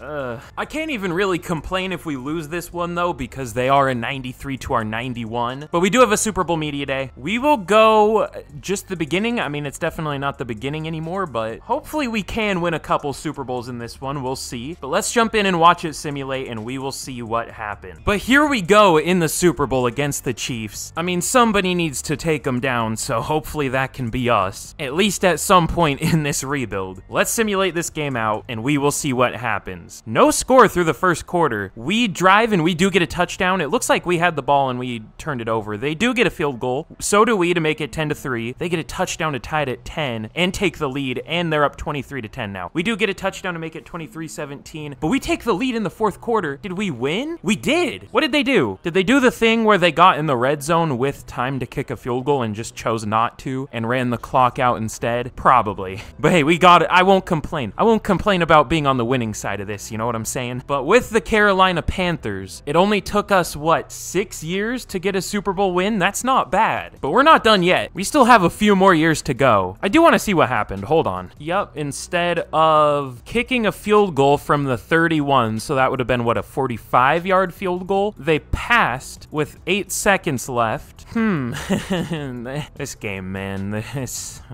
That's something. But this is where this rebuild possibly gets challenging again. We have negative 38 mil in cap to work with, and we have to re-sign Derek Brown. And I would like Deshaun Streeter, but I highly doubt we can bring him back. So let me restructure, and we'll see what we can do. Okay, well, we now have 15 mil to work with. We're not going to be able to do anything in free agency, obviously, but we can get these 2 players back. Deshaun Streeter's been, like, pretty underrated for us. Like, he allowed 2 sacks with the Chiefs' offensive playbook. That's crazy. I mean, I know he's just at center, but still. We'll offer him 3 years, 43. He might not even take it, though, because he's not interested. He doesn't. Okay, well, we're not going to be able to get him back because obviously we're going to franchise tag Derek Brown. Let me see, is there anyone else I want back before we do that? Because, I mean, we can cheese it and just go way over the salary cap. Joe Tryon's been good, but I've been trying to phase him out. Plus, he's not interested. I guess I'll re-sign, like, Evan McPherson so we can have a kicker. Or not, okay. How about Kevin Winkler? Okay, he re-signs. 3 years, 32. I'm sure he'll take that. Oh, no way. All right, we'll tag him. I said 36.5 mil. I skipped over it too quick, but I saw it. We have negative 25 mil again. Great. Let's get to the draft. But of course, we're picking at 32, and we do kind of need a receiver. It says it's our biggest need. That's probably true. Oh my God. What? Is this dude draftable? What is he good at? Maybe his run after catch ability is good. Maybe he has like B carrying and A ball carrier vision. Looks like a horrible receiver though. Dante Pamphile or whatever that last name is. Dante Pam Drake. He looks pretty good. A medium route. Only 21 years old, but he also has D catching. Nick Younger looks good. I don't know. I don't really love any of these players. They all just kind of look pretty good. I do like Pamphile. He skipped the combine and his pro day, but he only has decent speed. Whatever. We'll take him. Okay, that's fine. Whatever. Maybe I should have traded back. Who cares? But let's see. There's some good guards. We really don't need one anymore, though. Like, our line is good. I would like another pass rusher because we really only have 2 decent ones now. But of course, it's not the first round, so almost none of these guys are even draftable. Let's go with one of the guards. Well, we'll either go Bobby Holmes, who's a center. He's only 22, first to second round talent. He looks good. Then there's also Alex Davidson, Johnny McClain. I wonder if there's something else we should do because we can get these guys later. Like, McClain is a late day 3 player. At least that's where he's projected to go. We might take another receiver. We're gonna have like 8. Nick Younger, he kind of looks similar to the guy we took last year that was a 72 because he has good catch in traffic, good catching, good speed, but looks like a bad route runner. But I mean, what other option is there really? None of these guys look good. Yeah, we'll take him. Nick Younger, only 21 years old. He is younger, I guess. Hidden Dev, he looks identical to the receiver we took last year, just worse jumping.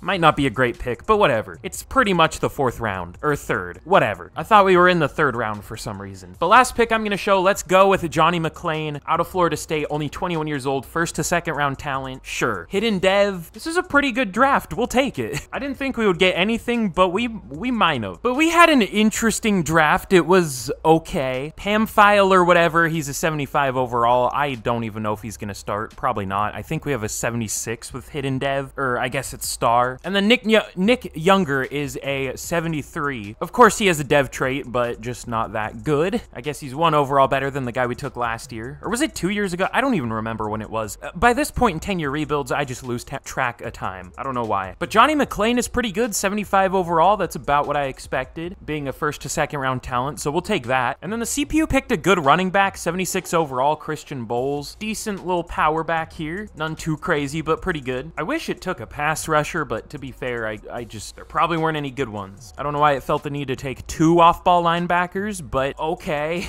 But let's get into year 7. All right, I think we're starting to get to the point where every team's broke because they don't know how to handle cap space. You think that would be like a basic thing in this game, but I guess not. There's Christian McCaffrey available, and he's only 7 mil. Now, unfortunately, I guess we can't handle cap space either because we have negative 22 mil, I guess. But hey, we won a Super Bowl because of it, so we'll take it. There's also Sam Cosmi, Tariq Woolen, Ryan Ramczyk, Kyron Williams, Rasul Douglas, who has X Factor. There isn't really much cap space we can free up, but it would be cool to get Christian McCaffrey. I don't think we're going to be able to go from like negative 22 to positive 7, though, unfortunately. There wasn't really anyone we can cut, and we can't really restructure many more deals, so L. But here's a look at the team heading into the year. We're looking good. Back down to an 88. We always kind of do like a bounce between, 88 and like 91, and then back down to like 89, and then back up to like 91, and then back and forth. So hopefully we'll be like a 90-something at the end of the year. We'll see. I am a little worried about this team, though. Our offense looks really good on paper, for sure. I like our offense. But on defense, I'm worried about our pass rush, because we only have Green and Harris now. Harris isn't a scheme fit. I should have thought about that, but he is a power rusher. He's only a 70 overall speed rusher. So, you know, if we had a power scheme, that would be cool, but both of the rush ends are speed. I'll need to put Harris as one of them, I guess, but rushing is a 75 still. We could maybe rotate him as like the third guy. He'll be like a hybrid D end and outside linebacker. That'll work. But other than that, the defense is good. It's just about the same as it has been. It is actually higher overall than our offense now, though. 89 defense and an 88 offense, but both are very good. I'm hoping we do as well as we did last year, but we will see. Let's get to the midseason point, and hopefully, I'm really just asking to be bad. I do that too much. I say, hopefully we do well about 1,000,000 times, and then we just don't. I mean, I guess sometimes we do, but we'll just see what happens. All right, we are 5-2 again. Big surprise. I should have predicted because that's about what I thought we were gonna be. I thought we could maybe be a little worse, but I thought this was about as good as we possibly could be. We should arguably be better, but we'll take it. The Patriots are 6-1. I guess they do actually usually have a pretty good team by the end of this, or by the end of rebuilds. Yeah, they have an 87,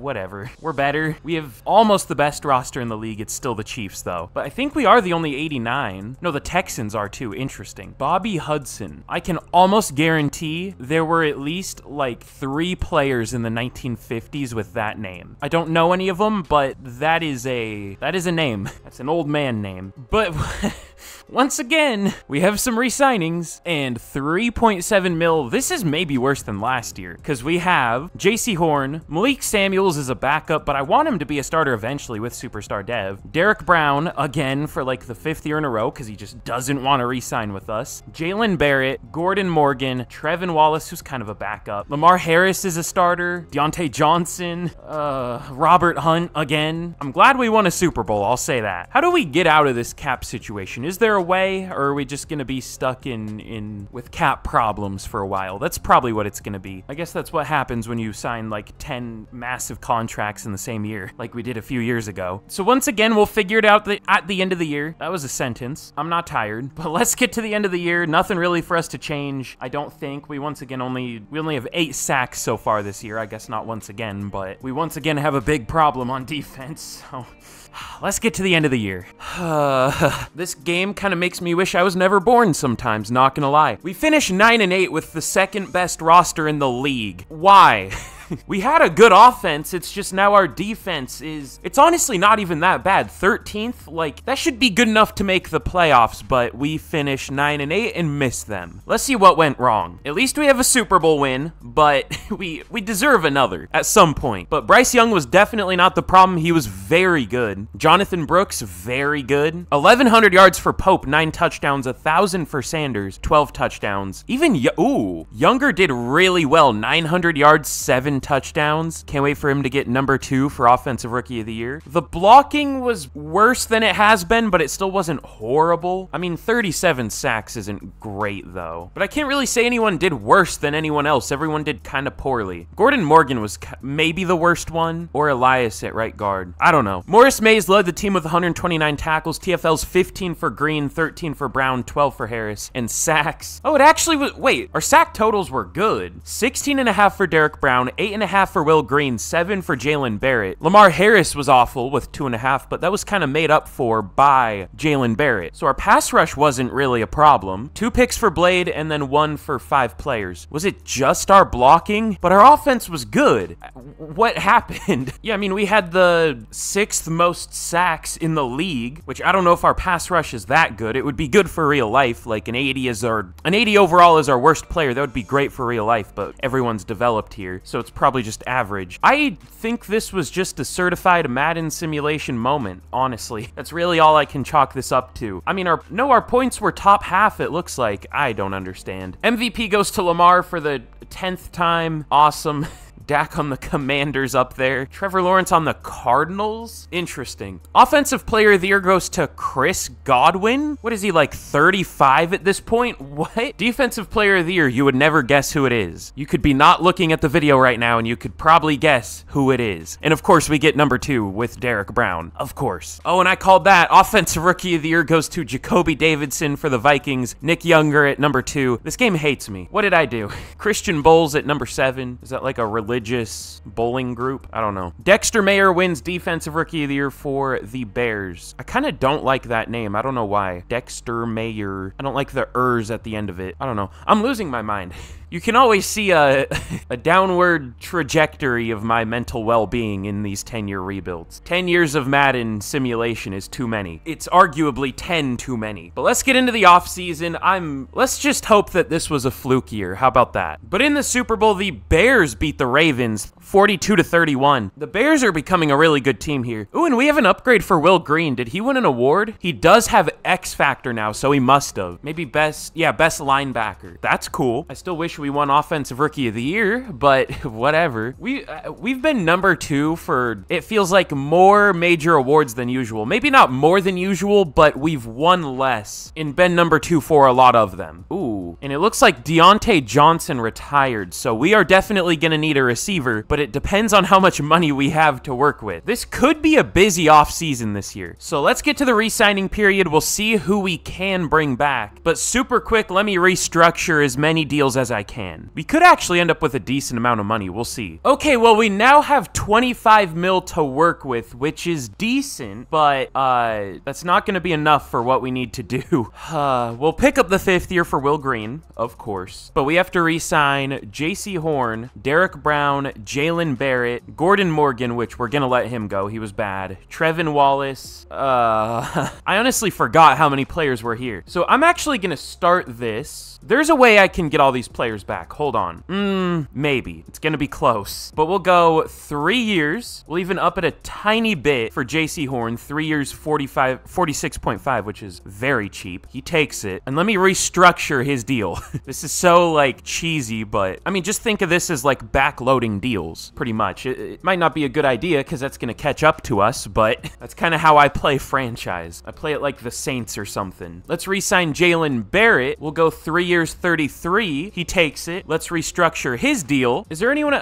We could just, you know what? Actually, let's also re-sign Malik Samuels just because we can. We'll go 4 years, 15. He takes it. Let's restructure his deal. And now let's offer Derek Brown a 7-year, $14 million deal. Surely he'll take that. Of course not. But now let's franchise tag him. And we have negative 37 mil in cap, but we brought all our players back. At least the ones I wanted. So let's get to the draft. I don't know how I just did that, but let's see what we can do in the draft. We're going to have some work to do for sure. But here in the draft, we pick all the way back at 18, of course. This is going to be a tough draft. We have a lot of, like, small needs. I think we could use another O-lineman, but we'll have to worry about that later, because at least we have a few starters there. I think what I'm going to look for is receiver and edge, definitely. It's just which one do I want to take in the first round? James Krause is interesting, but, like, I don't have him scouted. He does look decent, I guess. He's probably only like a 74 though, but it's such a big need that he might be worth taking. There is also Junior Zimmerman, which is too long of a name. I don't want him. He looks like a bad run defender. I mean, he has A pursuit, but C to F tackle, B to D block shed.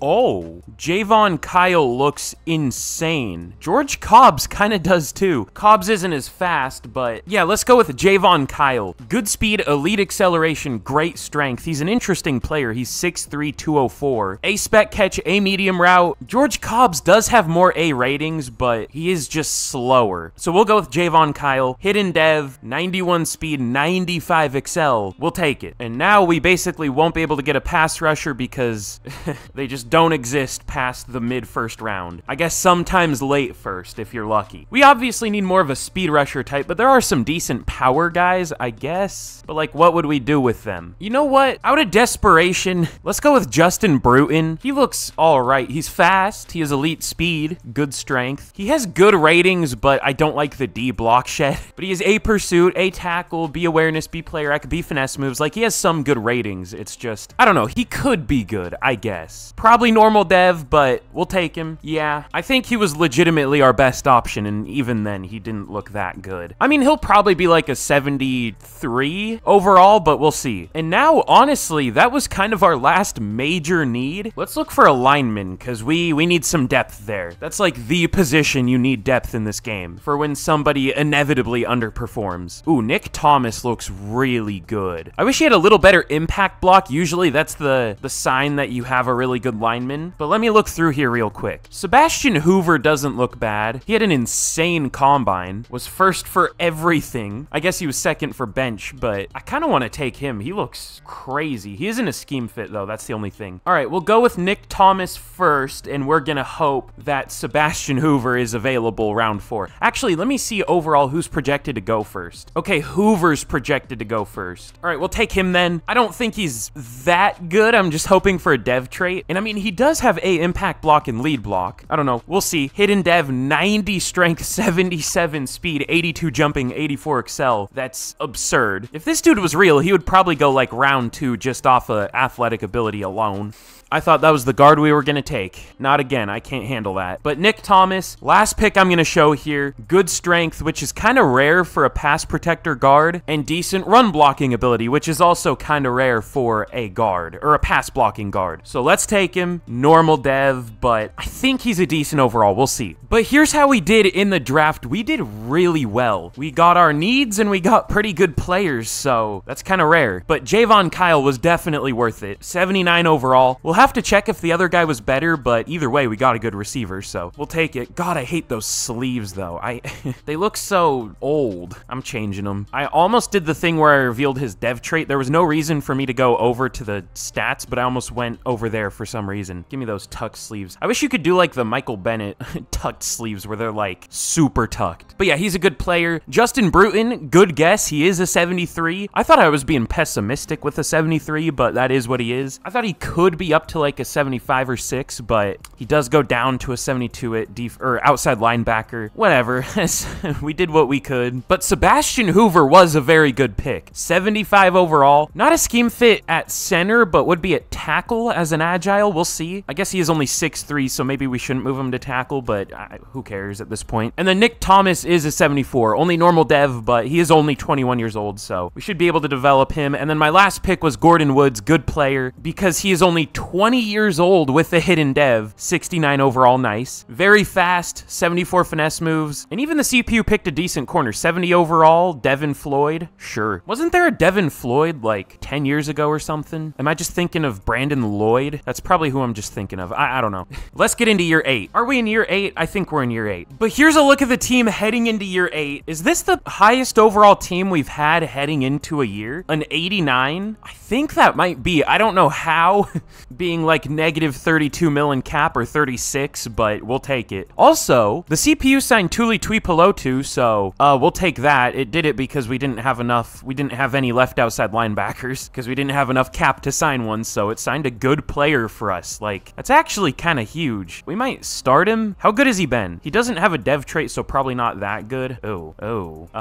Maybe we'll go with the rookie as a starter, but maybe he'll be a decent backup. We'll see. But yeah, good team and should develop because we do have a lot of younger players getting a chance this year, losing a lot of our older guys last year, or at least a few of them. Also, should we start Samuels finally? I want to use that superstar dev. Greg Newsome is 30, and he hasn't been like particularly good when he's played. Yeah, we'll do it. We'll try it. I don't know if he'll get much playing time, but we might as well try. But let's get to the midseason point of year 8, and we will see how we're doing. I'm going to try to start speeding this up, but we'll see. I kind of like yapping. Okay, wow, we're just going to be 5-2 at every midseason. I mean, we'll take it. Honestly, our defense is kind of fallen behind. I don't know if it's because our offense is better now, like I said, but yeah, it's just not that good anymore. We might play it out for the rest of the year, but it absolutely should be much better. Like, it isn't a horrible defense, obviously. It's just playing mid, but it's a 92 overall defense. Where does that rank in the league? Like, shouldn't this be the best? Let's see. The Raiders have a 92 defense, and that's it. So we do have tied for the best defense, or we are tied for the best defense. I just don't know what playbook we would go with. I don't know a good 3-4 defense. I like the Bills for a 4-3, but even then that one's kind of shaky at times. I've seen people tell me the Steelers, but a lot of the time that one just doesn't work when I use it. I guess it's been a while. Who has the most sacks? It is the Steelers, but to be fair, they have TJ Watt and Alex Highsmith. I guess I don't know if they have them anymore. Probably not, but we'll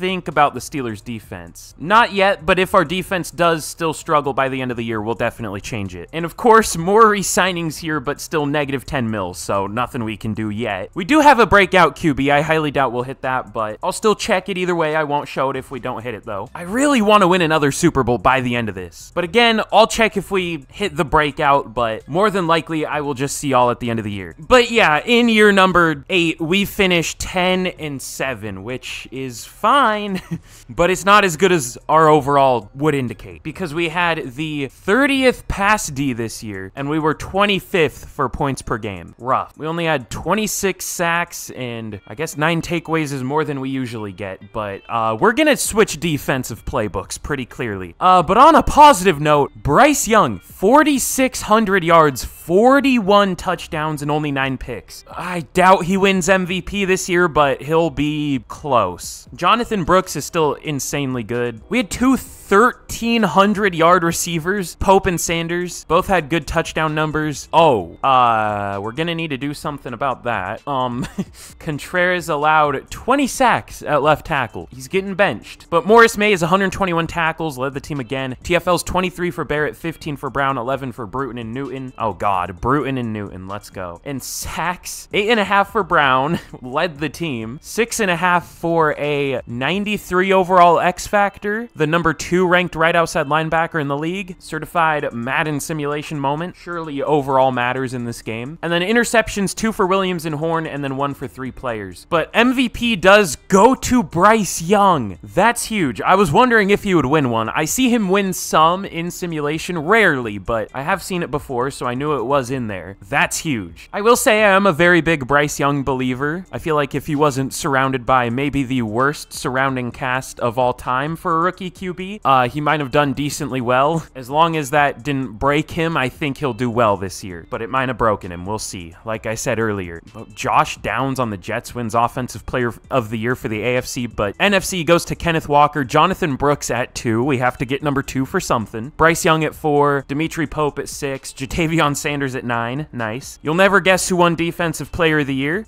You'll never guess what we placed for Offensive Rookie of the Year. Bronson Sherrod wins it for the 49ers. Javon Kyle at number 2. Awesome. And Defensive Rookie of the Year goes to George Smith for the Eagles. Justin Bruton at 4. This game hates me. But let's change our defensive playbook. Let's go with the Steelers. I have no idea if the Steelers defensive playbook is actually good, but we will try it. Oh yeah, and let's check out our dev traits. I don't think we had any hidden on defense, at least for starters. Woods probably just has star, but on offense, I accidentally pressed B. On offense, okay, well, Kyle only has star, whatever. I need to remember to bench our boy Elias over there. And let's go with the Steelers defense. We'll see how this works. I guess we lost to him in weeks 18, so maybe their defense is pretty good. We'll see. It looked like it was good. But at left tackle, let's try... Who's our best backup? Is it Johnny McClain or is he a starter? He's a starter. We'll try Sebastian Hoover. We'll see how this goes. What did I do? Why is Ziki Ekwonu still white? Well, that's not what I mean, but his numbers are still white, not grayed out. I don't know. Whatever. I don't have much faith for this game, but hopefully we can start doing better in years 9 and 10 now that our defense should hopefully be better. But 10-7 Lions, let's simulate this game. What's gonna happen? Okay, we do win, and we only allowed 16 points, which is almost 10 less than we've been allowing, so maybe this will finally make us as good as we should be. Oh, and we get an upgrade for Pope. We'll take it. The Pope up to a 94 overall. It's a hard nickname. I'm gonna start calling him that. I won't remember, but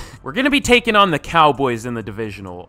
I don't even want to say what I was gonna say, but let's simulate this game out, and we will see what happens. They also don't have Dak anymore, and we lose 31-21. I was gonna say, the Cowboys have been weaker in this rebuild, so maybe we have a chance, but maybe I should have said that. Maybe we would have won. I don't know. Let's get into the offseason, hopefully with a better defense now, but it did just allow 31 points, but that was to the Cowboys, this game's favorite team, so I don't know. And they don't even make the Super Bowl. It's Seahawks-Ravens. The Seahawks win 31-28. Sure, whatever. Oh, and Jatavion Sanders and Bryce Young both get upgrades, which Jatavion Sanders started as a 70 overall, and he's about to be a 99 overall. I mean, he is if you count morale, but he's just about to be a straight-up 99 overall. He is very good. And then Bryce Young, of course, gets X Factor. That's huge. Probably not going to hit a 99 by the end of this, but maybe mid to maybe high 90s. He is already 30, though, but we'll see. Now, again, this might be a tough offseason because we have hardly any cap cap space, but we survived last year, so let's see what we can do this year. Again, I really want another Super Bowl, but it's tough. All right, we're gonna have to work some wonders to survive here, because we could only restructure like 2 players, but we will cut Marcus Williams.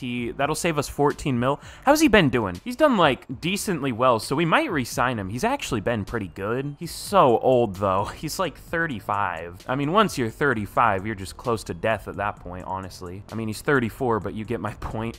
That'll save 14 mil. We'll cut him. Taylor Moton has also been good. He's 37. He's a ghost at this point. He's still done so well though, which makes no sense because he's a 75 overall. Again, overall doesn't matter. I can't reiterate it enough. And then I think that's all we're gonna do for cuts. We can actually cut Greg Newsome too. He might be due for a contract though, so this might not do anything. Probably not. And then I think that's all we're gonna do. Honestly, all 3 of those guys might have been due for contracts. That might not have done anything. Okay, it didn't. Well, GG's. We're not gonna be able to get Aquanu, Brian, Derek Brown, which is awful. Jerzon Newton. That's tough. This is falling apart. God, we can't free up like 3.8 mil more. I want Derek Brown back. Who could we cut? Who's like an expensive backup? Richard Dukes, that'll save a mil, unless he needs a contract, which probably. God, there's like nobody we can cut.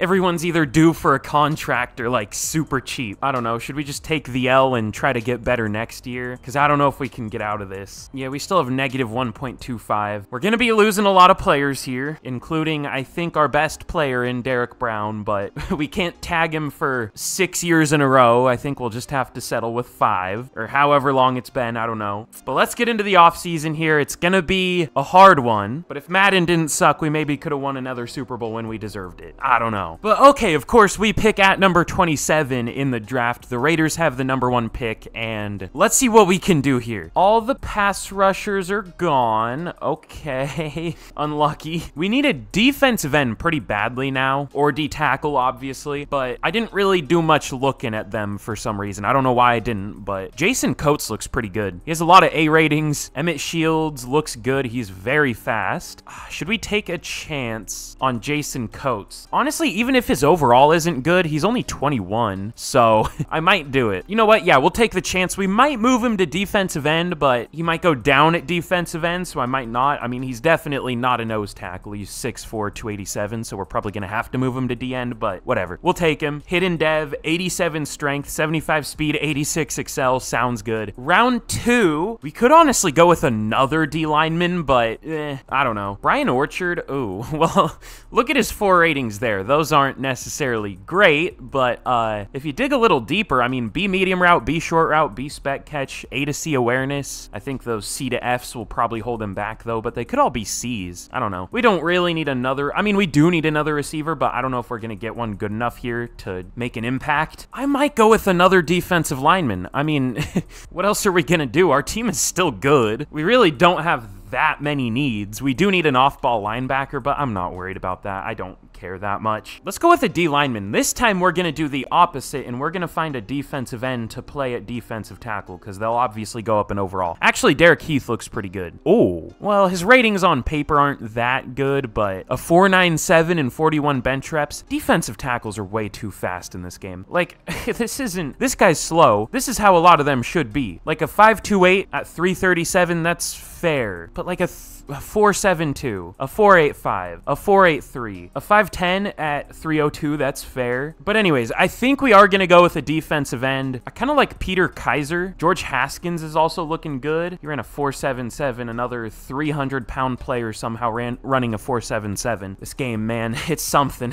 You know what, sure, let's take him. George Haskins out of Virginia Tech. Hidden dev, 91 strength, 79 speed. That's insane. And then last pick, let's go with one of those linebackers. Ben Haywood or Tracy Simmons. Who's better in coverage? C-man A-zone for Simmons. The A-zone's probably like a 66. And then C-man A-zone for Ben Haywood. I'm going to go with Haywood because he has great speed, elite acceleration. The other guy only had great speed, great acceleration, so we'll go with Haywood. I bet the other guy had superstar X Factor, but he should be a decent overall, I guess. But here's how we did in the draft. We still haven't picked an 80+ overall. I guess, to be fair, we've had bad picks, so there probably weren't any available. Maybe a running back, but like, oh, there was a center. I guess we should have gone for him, but whatever. wasn't thinking center. We had bigger needs. But Jason Coates is good, 76 overall. He stayed the same at defensive end, so that's good. George Haskins was only like a 72 or 73 at D end, but went up to a 75 at D tackle, so we'll take that. And then Ben Haywood was a 75 outside linebacker, only went down 1. Wow. I thought I was being pessimistic saying an A zone coverage would only be a 63, or only a 66. It's a 63. In what world is that an A? I mean, it's an A compared to, I don't even want to get into it. I don't care. My last pick was Daryl Parrish. At this point, I want to perish. I'm not being over dramatic. You are. He's something. He's pretty bad, but he has hidden dev. He was a 69 D end, but went down 1. This was certainly a draft. I mean, it was decent. We got what we needed for the most part. I should have taken a lineman. I don't know why I didn't take a lineman, but let's get into year 9. Coming down to the very end here, and we will see how we are looking. That was a sentence that flowed normally. I can speak. But here we are heading into year 9, still an 89 overall, despite losing a ton of players. Like, we still have such a good roster. I'm gonna be petty. I'm gonna give myself room to complain when we inevitably underperform. Where does an 89 rank in the league? I'm such a whiner. I'm sorry, but like, I mean, I guess my complaining isn't unjust. The Patriots have a 90. The Patriots become super good in franchise, always. So we actually don't have the best roster anymore. I guess we never did. We had second, but the Cowboys have a 91. The Chiefs have a 90. The Bucks have a 91. The Broncos have a 91. The Bengals have a 90. So we're in like the 5 to 10 range-ish. So this is the year where we shouldn't do as well, or, well, I guess we should do about as well as we have been doing. Maybe even better still. Like maybe 11-6, but we'll see what happens. And we should actually develop a lot throughout the year. I mean, this is the youngest team we've had in a long time. The CPU also signed Josh Uche. That's interesting. We're going to go with Bruton, who got star dev, by the way, so that's cool. I don't necessarily know why he got that, but he did get it. I am very, very, very, very worried about our offensive line, though. I don't know why I didn't take an O-lineman. We'll see how it goes, but at least we have a Super Bowl win so far. That's more than the Panthers can say. But let's once again get to the midseason point, second to last year here, and we will see how we do. Okay, we are 3-3 at the midseason. Why is our pass game bad on offense? Well, I bet I know why. Let's see how the O-line's doing. Only 8 sacks so far. Okay, I don't know why then. Why are we doing bad? I mean, Sebastian Hoover isn't great at tackle, but we've had worse. We should be, like, at worst, 4-2. I mean, I guess 3-3 is fair-ish, but, like, we're closer to top 5 than we are mid, so I don't know. Do we have money? Okay, we finally have money. The problem is we have to re-sign everybody. Jatavion Sanders, Will Green, Jonathan Brooks, The Pope, Elias Contreras, Trent Ridgeway, Mark Forsett, Luke Allen, who we're probably not going to bring back. D'Angelo Spence is a starter, but honestly, I don't even remember picking him. At this point, I've picked too many players. I mean, I kind of do, but barely. So yeah, just a few players to worry about. For Jatavion Sanders, we'll go 4 years, 70. He doesn't take it. Shocker. Will Green, 5 years, 104. He takes it. Will he be worth it? It's up for debate, but we'll see. Jonathan Brooks, 3 years, 62.1. He takes it. Dimitri Pope, 5 years, 132. Doesn't take it. Contreras, we'll see. Ridgeway hasn't been great this year, to be fair. Hasn't been horrible, but I am still worried about our cap space, so we might not bring him back. And we probably will. And then Forsett, honestly, has been really horrible lately. He hasn't had a pick since, well, I guess 2030, but he's only had 1 pick since 2028. Or I guess since 2027. I don't know, however you want to look at that. So I don't think we're going to bring him back, just because, shocker, high overall players doing poorly. Where does he rank for free safeties? At an 88. Number 9, so he is a top 10. Definitely not playing like it, though. We'll re-sign Ridgeway, or at least try to. He's really cheap. We'll go 3 years, 21 mil. He takes it. And now we will worry about Sanders and Pope at the end of the year. Those are 2 scary deals to worry about, but that's what we have to do. So let's get to the end of the year. I'll just see if we hit this breakout. Probably not, though, but we will see how we finish. Okay, we actually do finish 12-5. I don't know how, but we go, what, 9-2 in the second half of the year? We'll take it. I mean, we should have been better last year than this year. Overall just means nothing, as I mean, it's only a 1 overall difference, but still. I'm glad we did well. I'll say that. But Bryce Young, almost 4,200 yards, 37 touchdowns, only 4 picks, 77 completion percentage. He was insanely good. Probably no back-to-back MVP, but probably top 5. Jonathan Brooks, 1,800 yards, 6.2 per carry, 21 touchdowns. 1,100 yards for Pope and almost 1,100 yards for Sanders. Both had 11 touchdowns. Shout out white women. But Sebastian Hoover, honestly, even though he was our worst lineman, did pretty well. I don't know how this line was this much better than last year. Even Contreras at right tackle, he had 20 allowed last year at left tackle, but only 4 at right tackle. 420, that's a hilarious number. But for tackles, 112 for Haywood, led the team, 109 for Mays. Weird to have someone other than Mays lead the team in tackles. Will Green and Jalen Barrett both had 14 TFLs. Sacks, 11.5 for Green, 8.5 for Bruton, 6.5 for Barrett. Jalen Barrett has been like low-key super good. I mean, I guess not. To be fair, I thought he's had a lot more sacks, but still, the TFLs are crazy good. I swore he had like a 10-sack season. I guess not, though, but still, he's been good. And then for picks, only 6 total. 2 for Mays and Blade, and then 1 for Horn and Roby.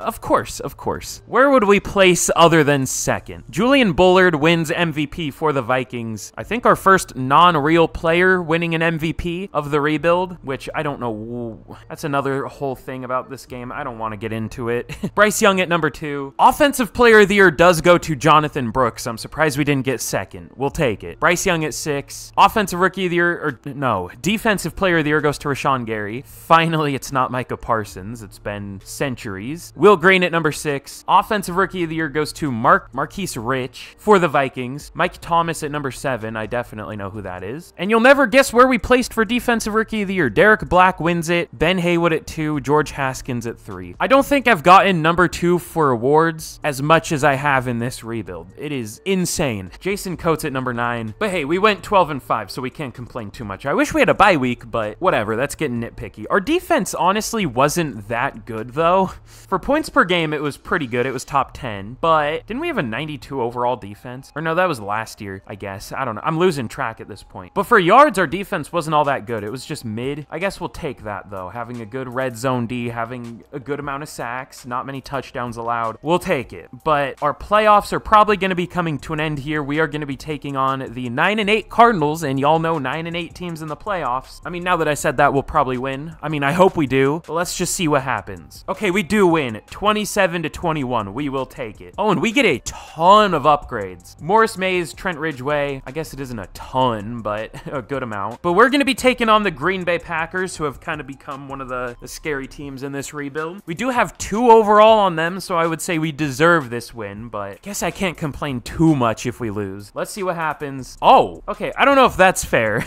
but we win 45-7.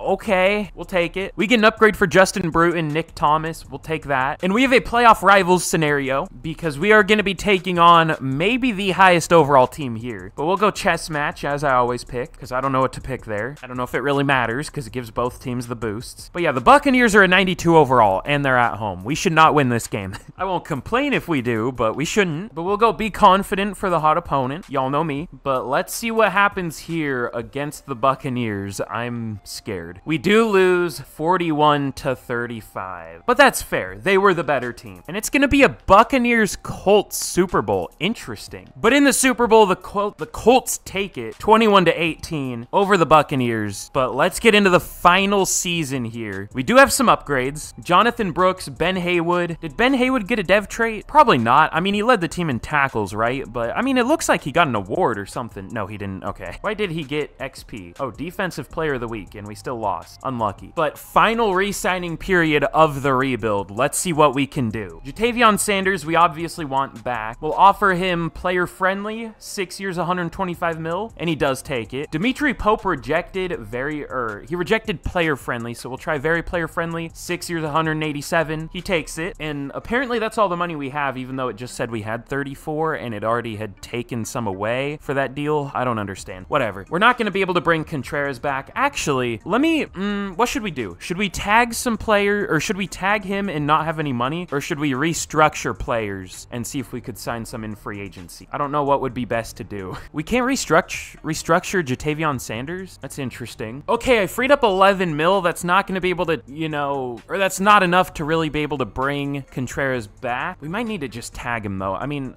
do I trust him? That's the thing. I don't know, because he was really, really, really horrible a couple years ago, but he was good last year. So we'll offer him 7 years, 87.5 mil. Oh, we don't have enough cap. Sometimes if you like lower it, it lets you do it. I don't know. Yeah, you rejected it. Okay. The tag is 25 mil. I don't know if I want to do that.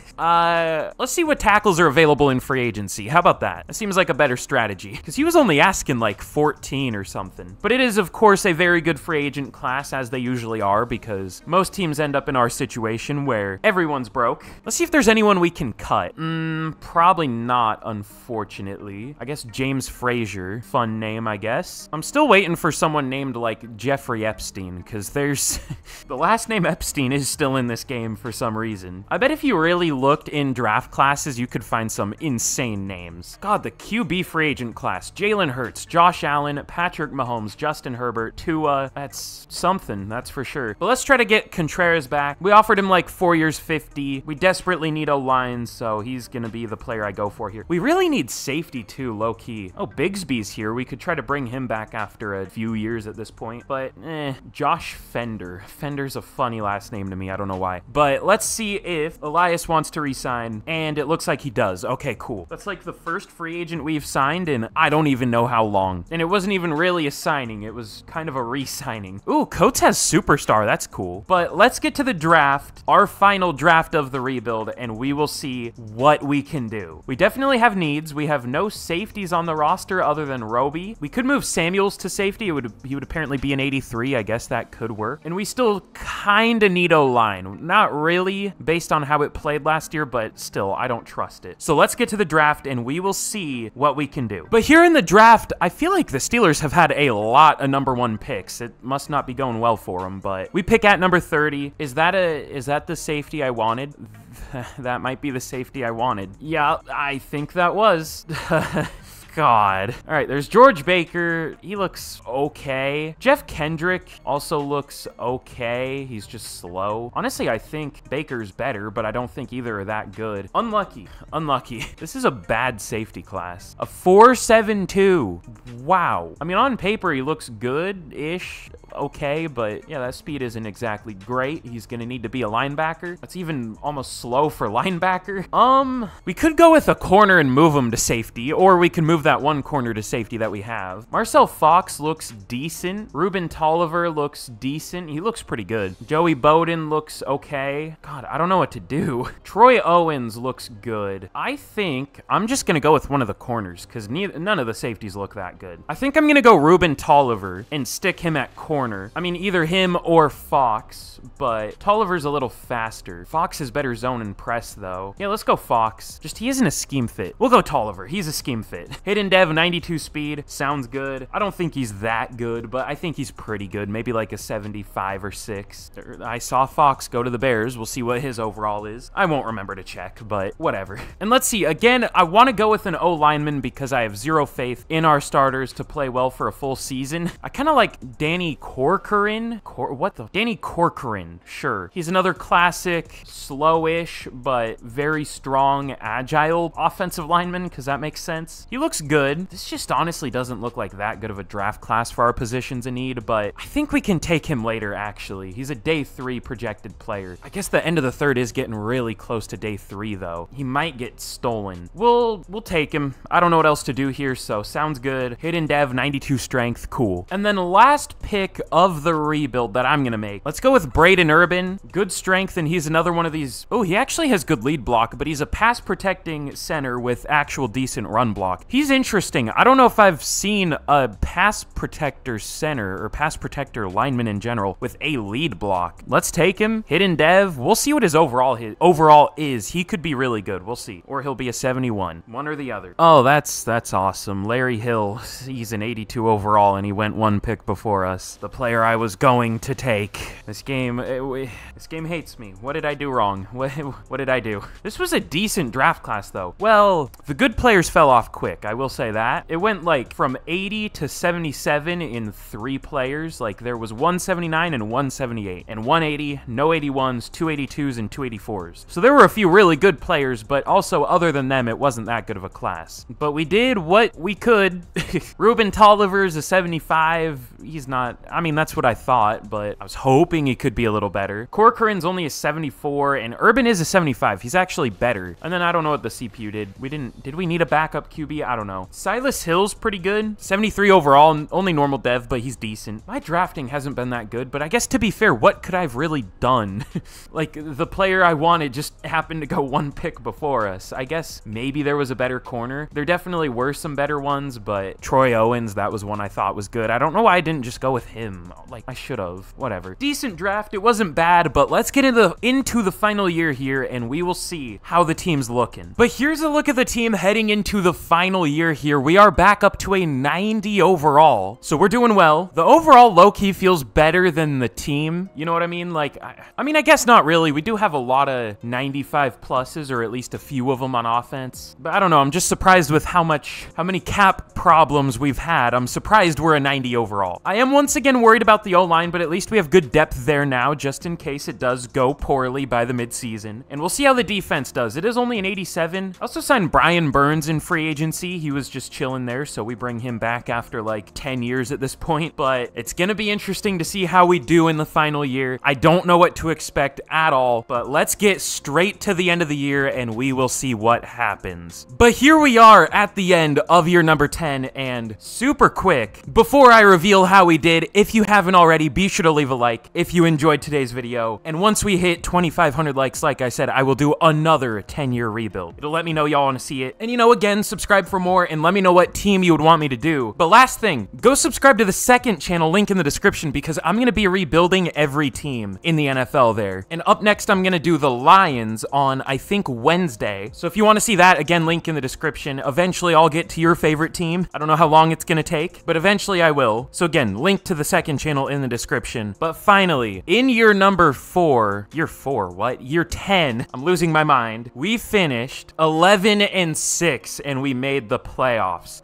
We arguably should have been better, of course, as has been the case for this entire rebuild, but we had the best offense in the league this year, at least in terms of points per game. And yards, I guess. But our defense was horrible.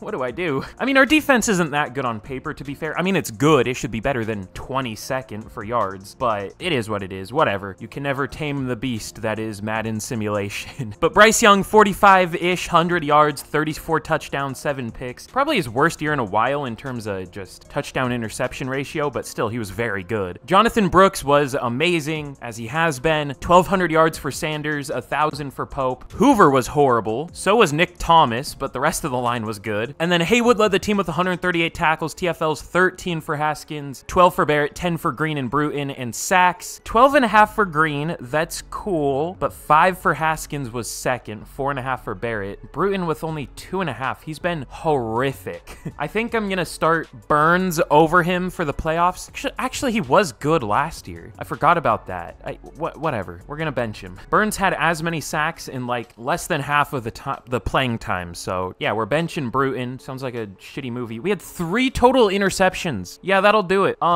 Is this a playbook issue? Does the Steelers playbook suck? I don't know. I don't know which one's good. I don't know what to do. I give up. We'll just leave the defense as it is. We'll admit defeat there, but the offense was insanely good, so we'll take that. And MVP goes to Jalen Hurts on the... Okay, we're starting to get weird. Jalen Hurts on the Chargers. I almost said Dolphins for some reason. Patrick Mahomes on the Dolphins now. Bryce Young at number 3. Justin Herbert got signed by the Bills. Josh Allen got signed by the Packers. We're getting really weird. Offensive Player of the Year goes to Jonathan Brooks again. Bryce Young at 5. You'll never guess who won Defensive Player of the Year. Will Green at 4. That's cool. Offensive Rookie of the Year goes to Joe Rudd for the Saints. Of course, a division rival, but at this point, it doesn't really matter. And George Baker wins Defensive Rookie of the Year for the Seahawks. Tolliver at 4, which, by the way, Tolliver, if you didn't notice when I was looking at the team, has Superstar X Factor. The first one we've drafted this rebuild. That's insane. Normally in like my normal 4-year-ish rebuilds, we get like maybe 2 or 3 X Factors. 3 if we're pretty lucky, even more sometimes. But we only got 1 through 10 years here. My drafting wasn't the best, but honestly, we just got like pretty horribly unlucky. a lot of the time. And I think we only drafted, what, 2 superstars? Maybe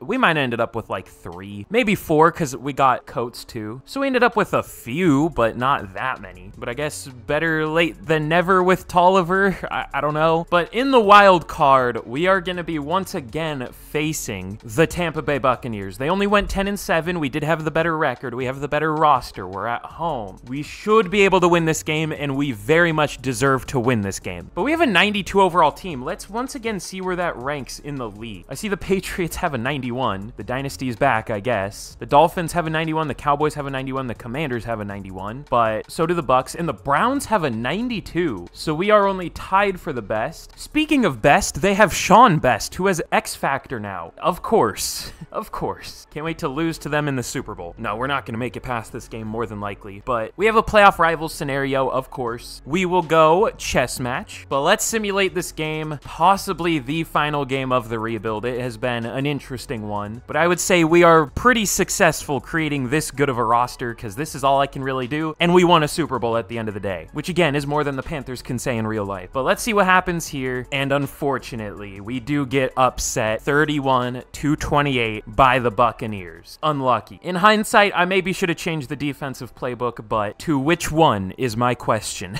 But this is an insane team, literally the best roster in the league. So I would say I did my part here in trying to make the Panthers good. We made them good, that's for sure. It's just we should have been better. But it is what it is. This was a lot of fun. I really hope y'all enjoyed. It was fun to turn a lot of these real Panthers players into good players. We've kind of replaced a lot of them at this point, but still Bryce Young, Jonathan Brooks, Jatavion Sanders, JC Horn. We still have a few. But thank you all so much for watching. If you made it all the way here through this video, you are a real one. I very much appreciate you. If you skipped here, go back because we won a Super Bowl. But again, 2,500 likes, I'll do another 10-year. Let me know what team you want to see in the comments. That'll count as a vote because that's the best way I can think to see what team y'all want. I don't know. And subscribe for more. But thank you all so much for watching. And with that, I will see y'all again in the next video. Goodbye.